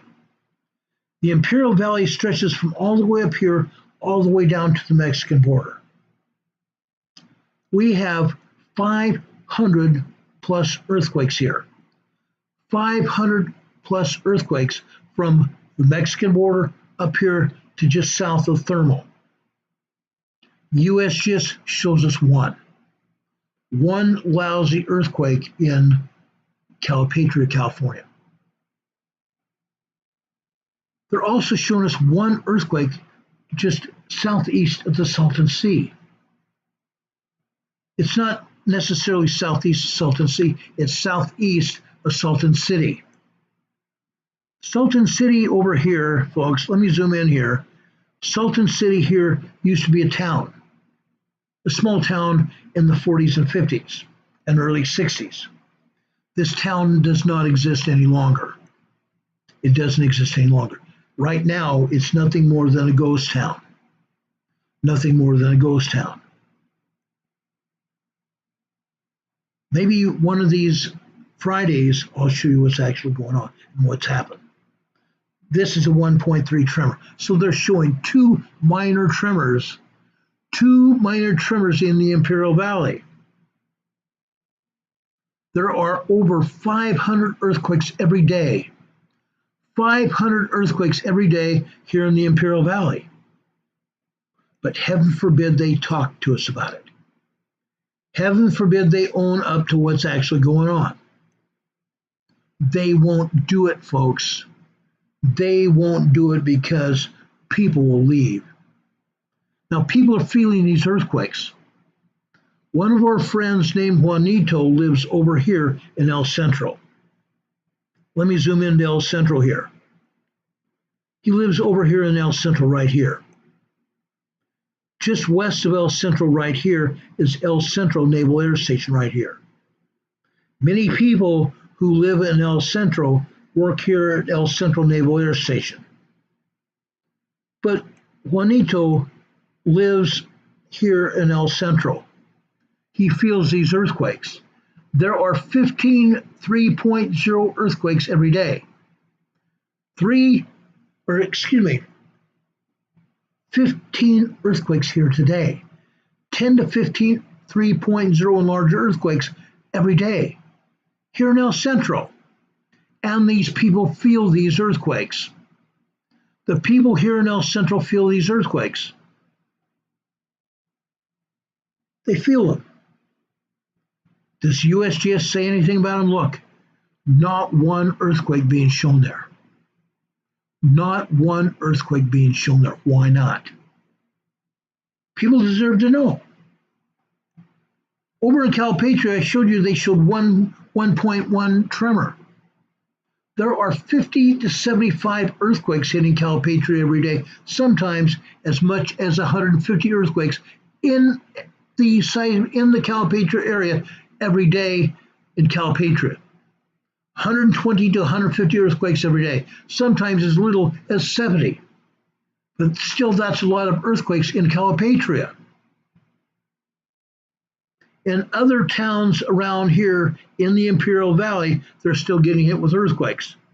Like I said, just here in the Imperial Valley, there's over 500 earthquakes a day. And yet, USGS is only showing 1, 2. Why not? Why not? I'm asking why not? Because they don't want to admit what's happening.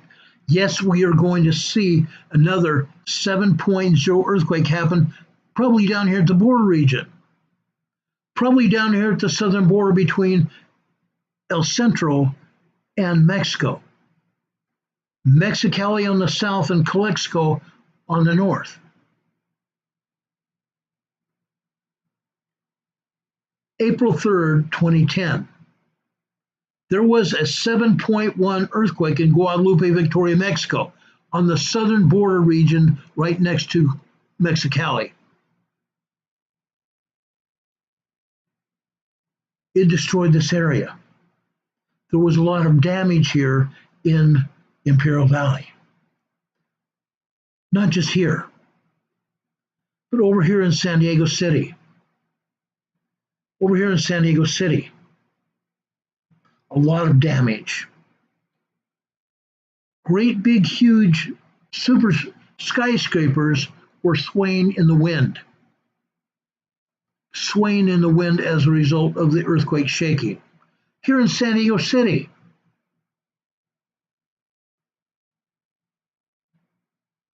There were power outages. Glass breakage from glass panes falling out of skyscrapers and hitting the pavement beneath. It's lucky nobody was hurt. Nobody killed in San Diego City. Nobody killed over in the Imperial Valley either, but people were injured from that quake. Buildings, homes, and businesses were destroyed. That earthquake was felt all the way up into northern Los Angeles and all the way over into Arizona, where Rob 52 lives. One of my buddies, Rob 52. Not just one of my buddies, but a dear brother I care about. He and his family. This earthquake over here on the edge of San Diego County and the Imperial Valley here, this is a 1.1 earthquake over here in the eastern foothills of the Chocolate Mountains. A 1.1 tremor here. Also right next to it, what happens? This is a 0.6 microquake. 0.6 microquake, 5.2 kilometers deep. 2.5 miles deep. This earthquake here, this 1.1 just happened. This is 8 kilometers deep, 4 miles deep. North of here, this area to the northwest of the Salton Sea, to the northwest of the Imperial Valley, is in northeast San Diego County. It's called the Anza Borrego Desert State Park. We have earthquakes here. We have one earthquake that just happened. One earthquake that just happened. This earthquake is a 1.5 tremor. This is in San Jacinto, Hemet, California. San Jacinto, California. Hemet, California. A 1.1 or 1.5 tremor here. All of these earthquakes in this area, folks, are a result of seismic energy here on the San Jacinto Fault. These earthquakes to the east are a result of earthquakes on the San Andreas. And you can see the San Andreas Fault here and all these other earthquakes that are here. This area of Southern California is due for a 7.0 earthquake or larger. This area of Southern California right here is due to have a 7.0 to a 7.5 earthquake. Yes, folks, USGS is now saying that. They're saying that there's going to be a 6.5 to a 7.5 earthquake here in Southern California, originating on the San Andreas Fault. Originating on the San Andreas Fault. That earthquake is going to shake the Imperial Valley. That earthquake is going to shake San Diego City and all of San Diego County, and it's going to shake all the way up here into Los Angeles here. Northeastern Los Angeles, Highland Park, this is a 1.4 tremor here. Down here, also here, on the Elsinore Fault here, we have Home Gardens, California. This is a 1.6 tremor over here in the western desert of Los Angeles County. The western desert of LA County. Okay? It's going to happen. Is anybody prepared? Is anybody prepared for what's going to happen? That Cascadia megathrust earthquake is going to be felt all the way down here to the Mexican border.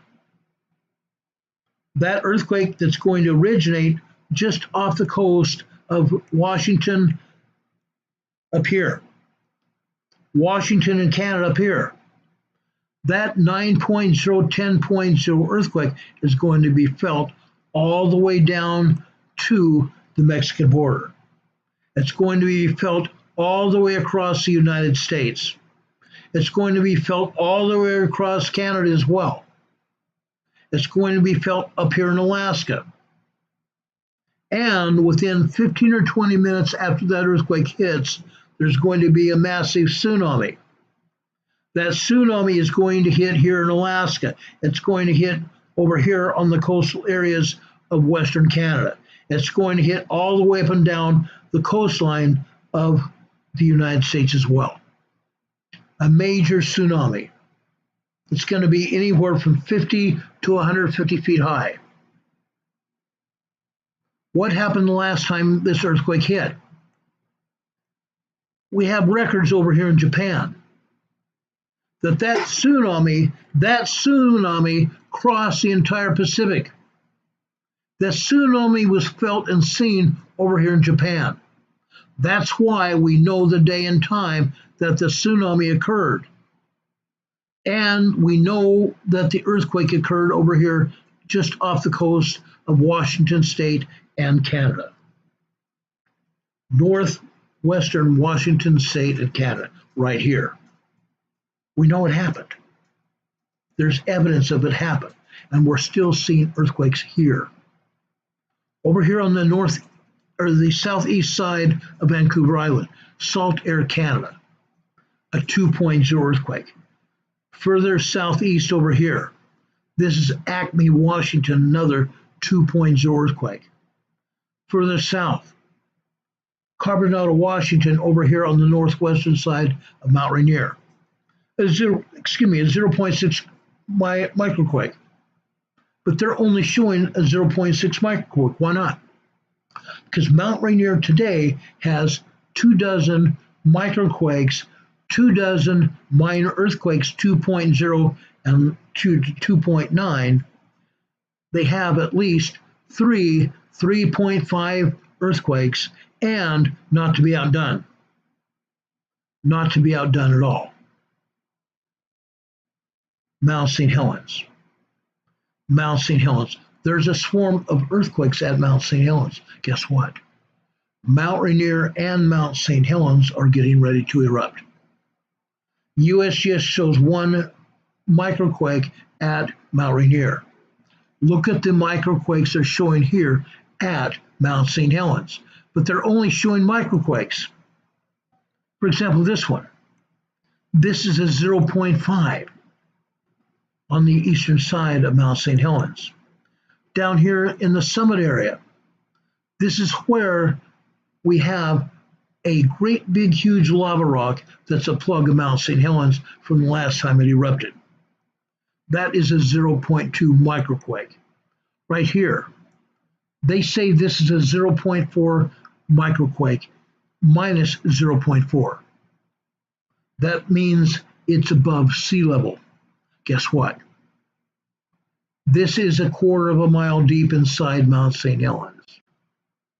This earthquake is a quarter of a mile deep inside Mount St. Helens, down inside the volcanic chamber. Okay? Mount St. Helens is getting ready to erupt. That earthquake alone, right beneath that lava plug, says there's magma down there. Magma that's fracturing rock in the upper side of the volcanic chamber. Fracturing rock up in the upper side of the magmatic chamber, the volcanic chamber. This volcano is getting ready to erupt. Over here on the northwestern side of the volcano, what do we see happening? This is a 0.8, 1.8 kilometers deep, just slightly less than 2 miles deep. Over here, this is a 0.9, a microquake again, just less than 2 miles deep. Folks, it's happening. This volcano is getting ready to erupt. The last time we had the Cascadia megathrust earthquake, either Mount Rainier or Mount Baker, or not Mount Baker, Mount Rainier or Glacier Peak volcanoes were erupting. Yet USGS is not showing any activity hardly at all at Mount Rainier. They're showing a little more activity at Mount St. Helens, but guess what? Not enough.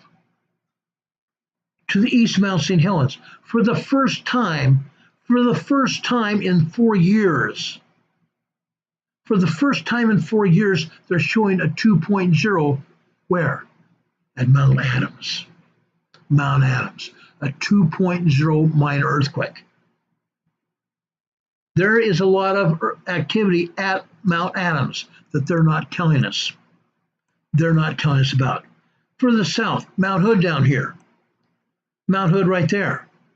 They're not showing anything down here, but yet there are. There are minor tremors and earthquakes here at Mount Hood. Further south down here, Newberry Volcano. Earthquakes hitting there. Further south, Sisters Volcanoes. Sisters Volcanoes are a conglomerate of 3 volcanoes. It's a volcanic complex of 3 volcanoes. There are earthquakes hitting at those volcanoes. They're not showing anything. Further south here, guess what? Guess what? Prospect, Oregon. They're calling it Prospect, Oregon. Guess what? This is a volcano. This is Crater Lake Volcano. Crater Lake Volcano. These earthquakes are being recorded by the seismograph that's at the bunkhouse, the BUNK house. And yes, there is a bunkhouse over here on the south side of Crater Lake. This is a minus 0.7 microquake. This is 1/10 of a mile deep. 1/10 of a mile deep. Yes, Crater Lake, a volcano, is active. 1/10 of a mile deep. What does that tell you? There is magma down beneath the water there.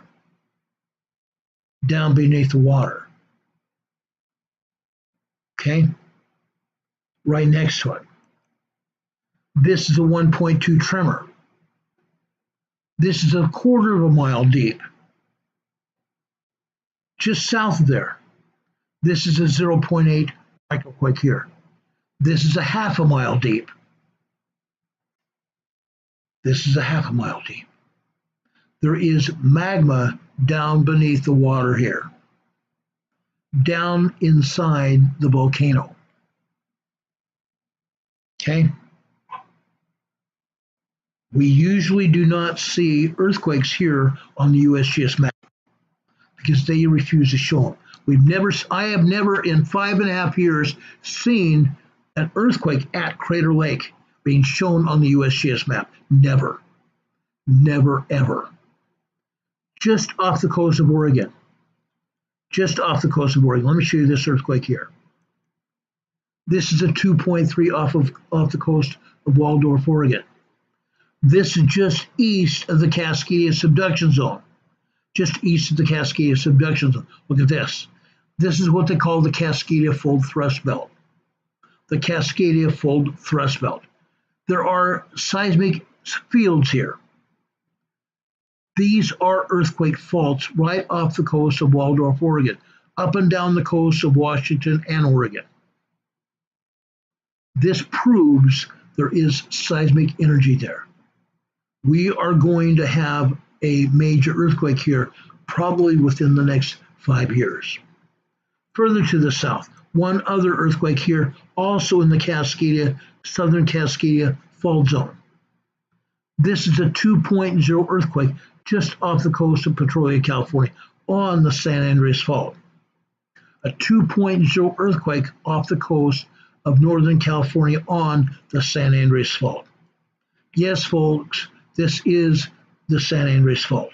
And what you're seeing here is also the Cascadia subduction zone, the fault, the Cascadia subduction zone fault, lining up with the San Andreas Fault and this fault going out to the west, which is called the Gorda Escarpment. This junction is called the Triple Junction. We've talked about this many times. This is how that great big 10.0 magnitude earthquake is going to transmit and trigger the San Andreas Fault. That is why that earthquake is going to be felt up and down the entire coastline of North America. Okay, again, this is Friday Preparedness Day, Preparedness Friday. Is anybody even prepared? How many people here are only seeing this for the first time? How many people are seeing this for the first time? Folks, we need to get prepared. We need to get prepared for earthquakes. It's going to happen. I promise you it's going to happen. I'm sitting here as a witness that it's going to happen because I've researched it. I'm showing you the evidence. I've been showing you the evidence for 5 years now. I've been showing you the evidence for 5 years. It's going to happen. I know for a fact. We've been watching it. We've been preparing for it. It's not the only things that are going to happen. We showed you a terrorist event happening outside of Paris on the railway, where they attacked the railway. We are seeing terrorism here in the United States. We are seeing a complete revolt against our political base. We are seeing a complete terroristic revolt against our political base. We saw the prospective President of the United States get shot 3 weeks ago tomorrow. 3 weeks ago tomorrow, he got shot. Fortunately, he moved his head. Divine intervention, he's still alive. But I know for a fact, I've done my research, and I will talk about this next week. President Biden ordered him shot. President Biden was behind it. The FBI was behind it. Homeland Security was behind it. The Secret Service made it happen. They did almost nothing to protect him until the very end. Once there was evidence in front of cameras and evidence out in front of everybody, that was the only time the Secret Service did anything. He should not have been let to step on stage, not being allowed to step on stage. He should have been evacuated 15 minutes before he got shot. That's a protocol that the Secret Service had. If they knew about a known threat, they have the obligation to evacuate the protectee, who is a former president of the United States, who will probably be the new president of the United States come November 5th, January 20th. Okay? The Democrat Party did it. Miss Cheadle, Kimberly Cheadle, director of the Secret Service, is responsible. She said she took full responsibility. She should be in jail. She should be in jail. Now, there is a news agency on social media that says she's been arrested. That's a lie. Kimberly Cheadle has not been arrested at all. Raw News lied. Kimberly Cheadle is out on her own. She should be arrested. If she's taken responsibility, she should be arrested. There also should be Secret Service fired. Agents fired for allowing President Trump to even take the stage. Secret Service agents fired for not evacuating him. The protocols evacuate him 15 minutes before he would take the stage because they knew the threat was real. They had verified the threat 15 minutes before he was shot. They knew the threat was real 45 minutes, an hour beforehand, but they did nothing. The Secret Service, the FBI, and Homeland Security are responsible. But the order came from Biden and his puppets, his puppeteers. I shouldn't say Biden the puppets, because Biden is a puppet. Now, I have more evidence, and I will present more evidence and audio clips this next week. I may do it as early as tomorrow, but that's what's happening. Okay? I promise you there is going to be hell to pay over it. Deborah Reese is saying, what's up in Texas? I talked about that early on in our broadcast right after we came on there. Again, just to repeat. Earlier today, there was a 5.4 earthquake that USGS has downgraded to 4.6. There was a 5.4 earthquake in north central Texas, Hermleigh, Texas again. Every earthquake that happens has a 25% chance of being a foreshock. This past Monday, we had a 4.9 earthquake, 4.9, 5.0 earthquake in Hermleigh, Texas. Just after 10:30 a.m. this morning, we had another 5.4. And I believe it was actually a 5.8. Okay?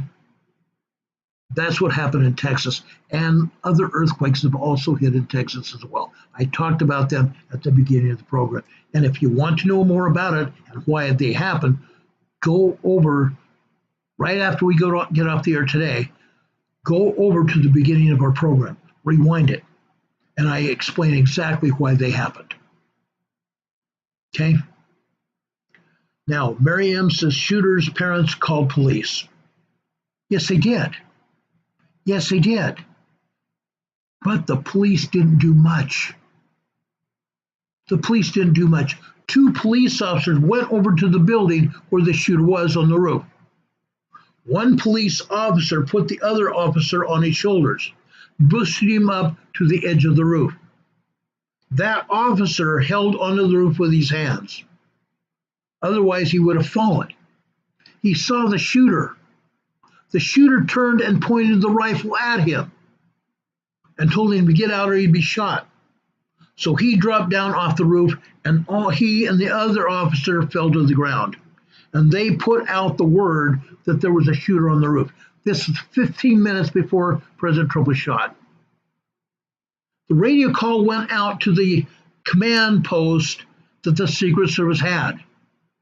So the Secret Service were notified that there was a shooter on the roof, and there was actually 2 shooters. And I talked about the audio from what was recorded at the fairgrounds where President Trump was.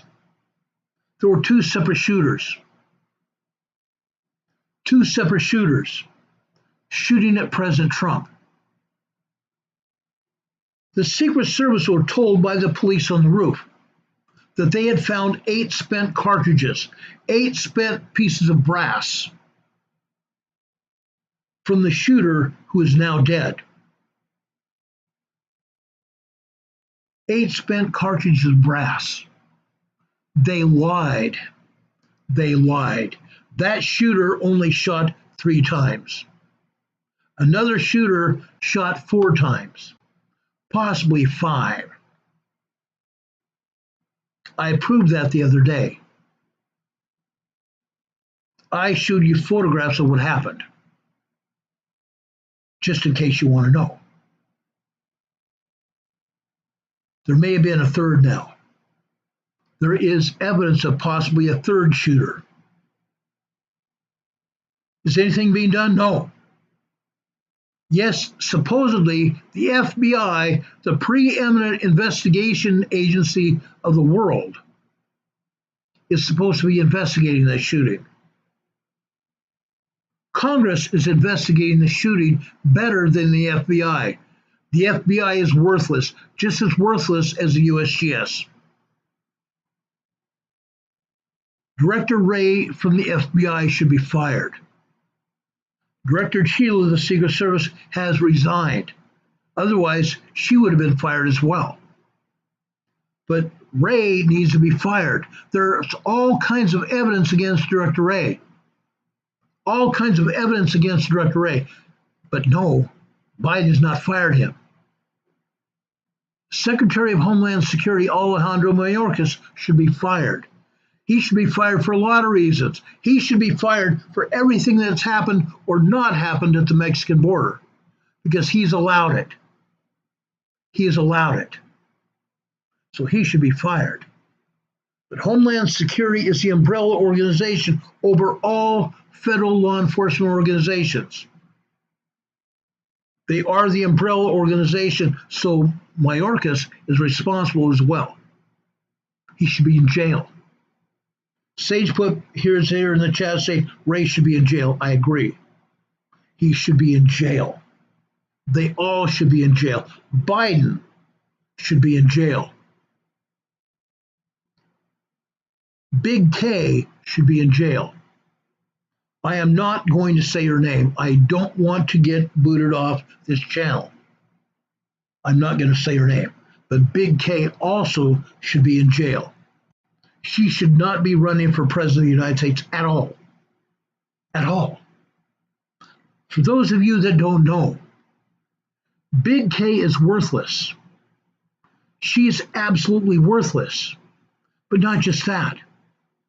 She's an anchor baby. She was born of unlawful migrants. Unlawful migrants that came to the United States and later became U.S. citizens. But before they were made U.S. citizens, they had a baby. They had a baby. Big K is an anchor baby of that relationship. An anchor baby. Why? Why? She's not able, according to law, to be able to be president of the United States. And actually, if the truth be known, she should not even be vice president. She's an anchor baby. She should not be allowed to be president, and she should never have been allowed to be vice president. She's an anchor baby. Yes, she could be a U.S. senator, but she cannot be president of the United States. That's a fact. That's a fact. She's also violated so many people's rights in California, where she was the Attorney General, an elected official in the state of California. She violated people's rights. She sent people to jail for minor misdemeanors, and she held them in jail to be able to be used as slaves, because prisoners in jail are used to work for the state of California. She put together workforces of prisoners and kept them in jail to be slaves for the state of California. minor drug offenses, minor marijuana offenses, and now, if you want to know, those same drug offenses are not even violations of law. And yet she put them in jail for years, years and years and years. Some of them are still in jail because of what Big K did. She should be in jail. For things that she did as a senator, she should be in jail. For things that she didn't do after she was put in the vice presidency, she should be thrown out of the vice presidency and not even allowed to run at all. Early on in Biden's presidency, he put her in charge as a czar at the Mexican border. Yet, Big K never visited the Mexican border. Big K does not know anything about what's happening at the Mexican border. Her staff hates her. She's either fired her staff or her staff has walked off because they can't stand her. They can't stand her. Then one more thing that happened on Wednesday. Prime Minister Netanyahu from Israel visited the Congress. He made a speech to Congress. Vice President Big K should have taken a seat on the rostrum because she's obligated by law to be the head of the Senate. The final vote, if a tiebreaker comes in the Senate, she's supposed to be the tie-breaking vote. She was supposed to sit on the rostrum when Prime Minister Netanyahu spoke, but she does not respect Israel. So she said she was not going to be there. And a senator that's no longer running for a re-election was asked to step up to the rostrum to take her place on the rostrum right next to Congressman Johnson, the Speaker of the House from the House of Representatives. She didn't even do her job. She didn't do her job at all because she doesn't like Israel. She didn't do her job. If she can't do her job as vice president, why should we elect her as president? Why should she even have a chance to become president of the United States? Not now, not ever. Not now, not ever. She probably will not be allowed to even be nominated because Obama doesn't want her there. Obama is working behind the scenes to make sure she doesn't get there. Obama is working behind the scenes to make sure she doesn't get there. They may nominate the governor of Michigan. They may nominate the governor of California. They may nominate the governor of New Jersey. Or they may nominate the governor of North Carolina, Governor Cooper, to run as president of the United States. And if one of those people is not nominated to run as president, they may nominate one of those to run as vice president. Okay? It can happen. She is here on YouTube with her money buying advertising here on YouTube all over the place.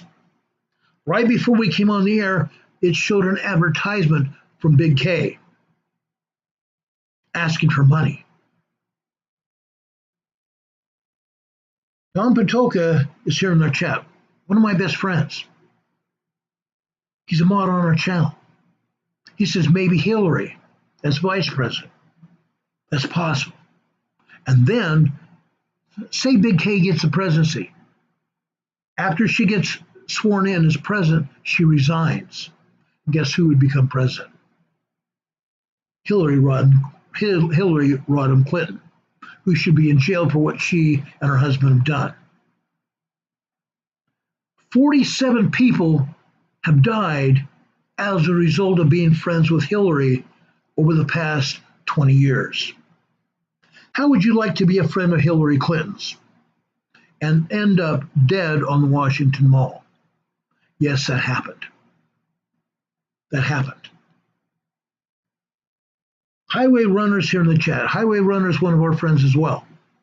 Very good friend of my wife and I. She said there's 130 electrical votes that Big K won't get. That's because Biden was eligible for those electoral votes. If Big K is put in as a nominee of the Democrat Party, she will not get 130 electoral votes, which very possible could cost the Democrats the election. It could cost the Democrats the election. Because the winner of the Electoral College usually gets 330 votes. If Big K can't get 130 of those votes, she's not going to win. Unless the Democrats pull something stupid, just like they did in 2020. Padding the boxes, falsifying data, and getting away with it. Big K doesn't support Israel. Big K has been in violation of personal rights, violation of the law all over the place. She's not done her job as vice president. She won't do her job even if she was put in. She can't. She can't do it. Anyway, now I've gotten that round off my chest. Does anybody have any questions about anything I've said? I know I've gone well over 2 hours. I'm sorry about that. I had a lot to say. Folks, I'm going to ask those of you that have not already, give us a thumbs up if you have enjoyed this program. If you enjoyed what we said, give us a thumbs up. The length of time you spend here on this program, watching this program, goes into an analytical factor of how YouTube will allow other people here on YouTube to see this program. The thumbs up goes also into that analytical factor. The number of people watching, the length of time that you watch the program, and also the thumbs up. It goes into the analytical factor that YouTube makes a decision whether anybody sees the Emergency Management Associates program. So please, guys, watch this program. Stay here and watch the program from the beginning to the end. Otherwise, you're not going to get full benefit of what we say.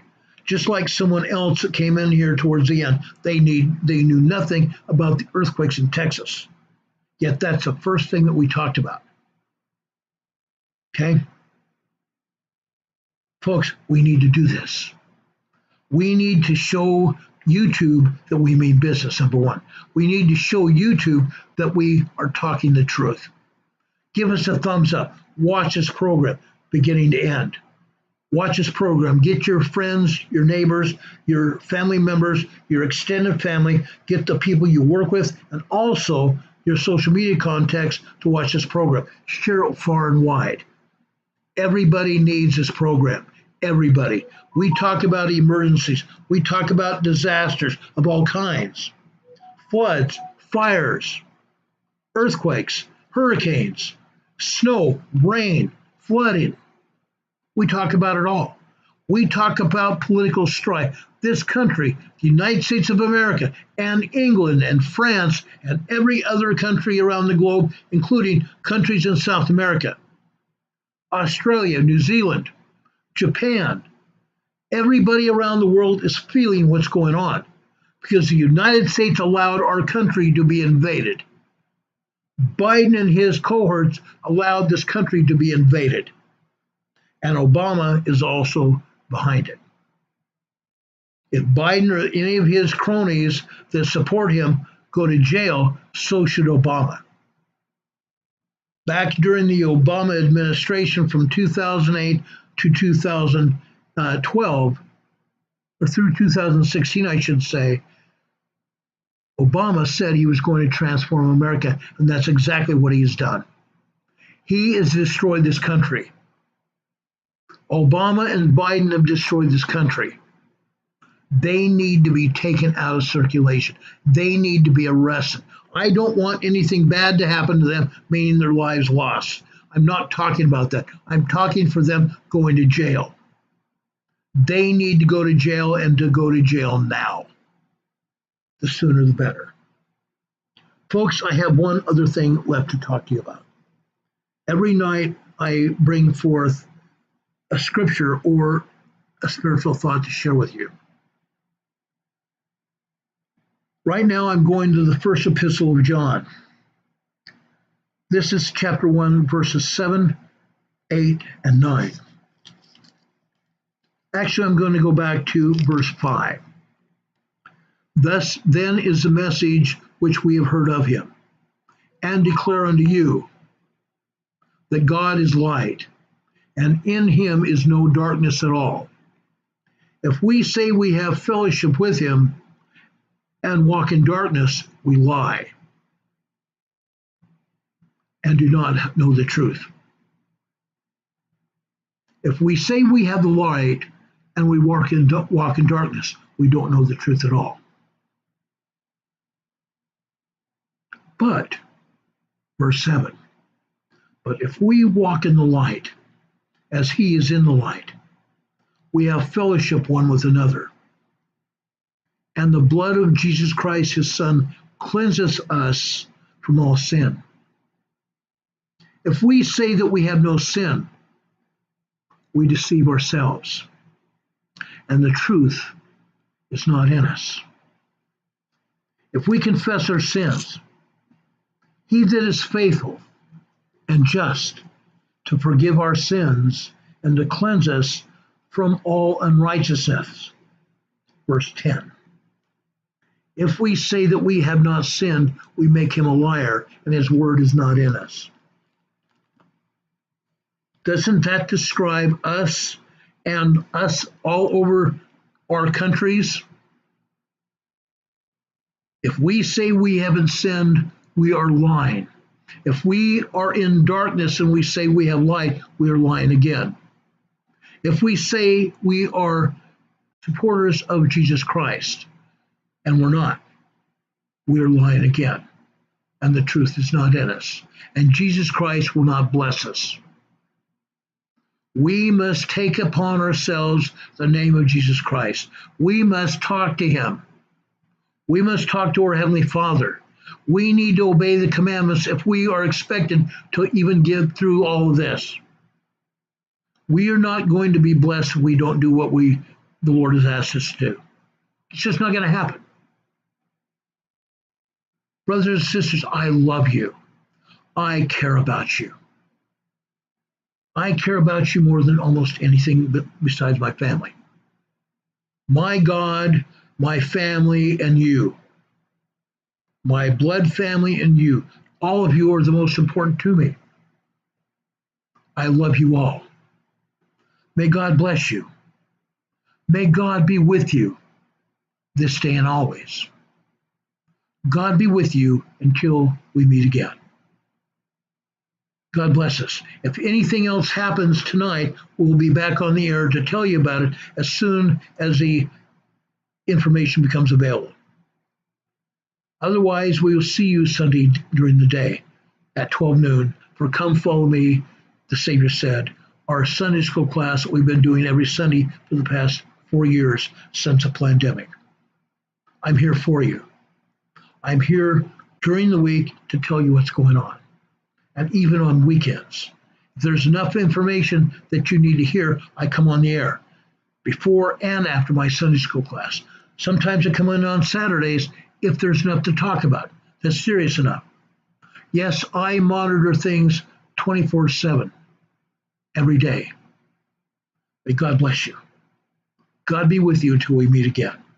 We will see you on the other side. Good night, everybody. I love you very much. We'll see you soon. Have a good night.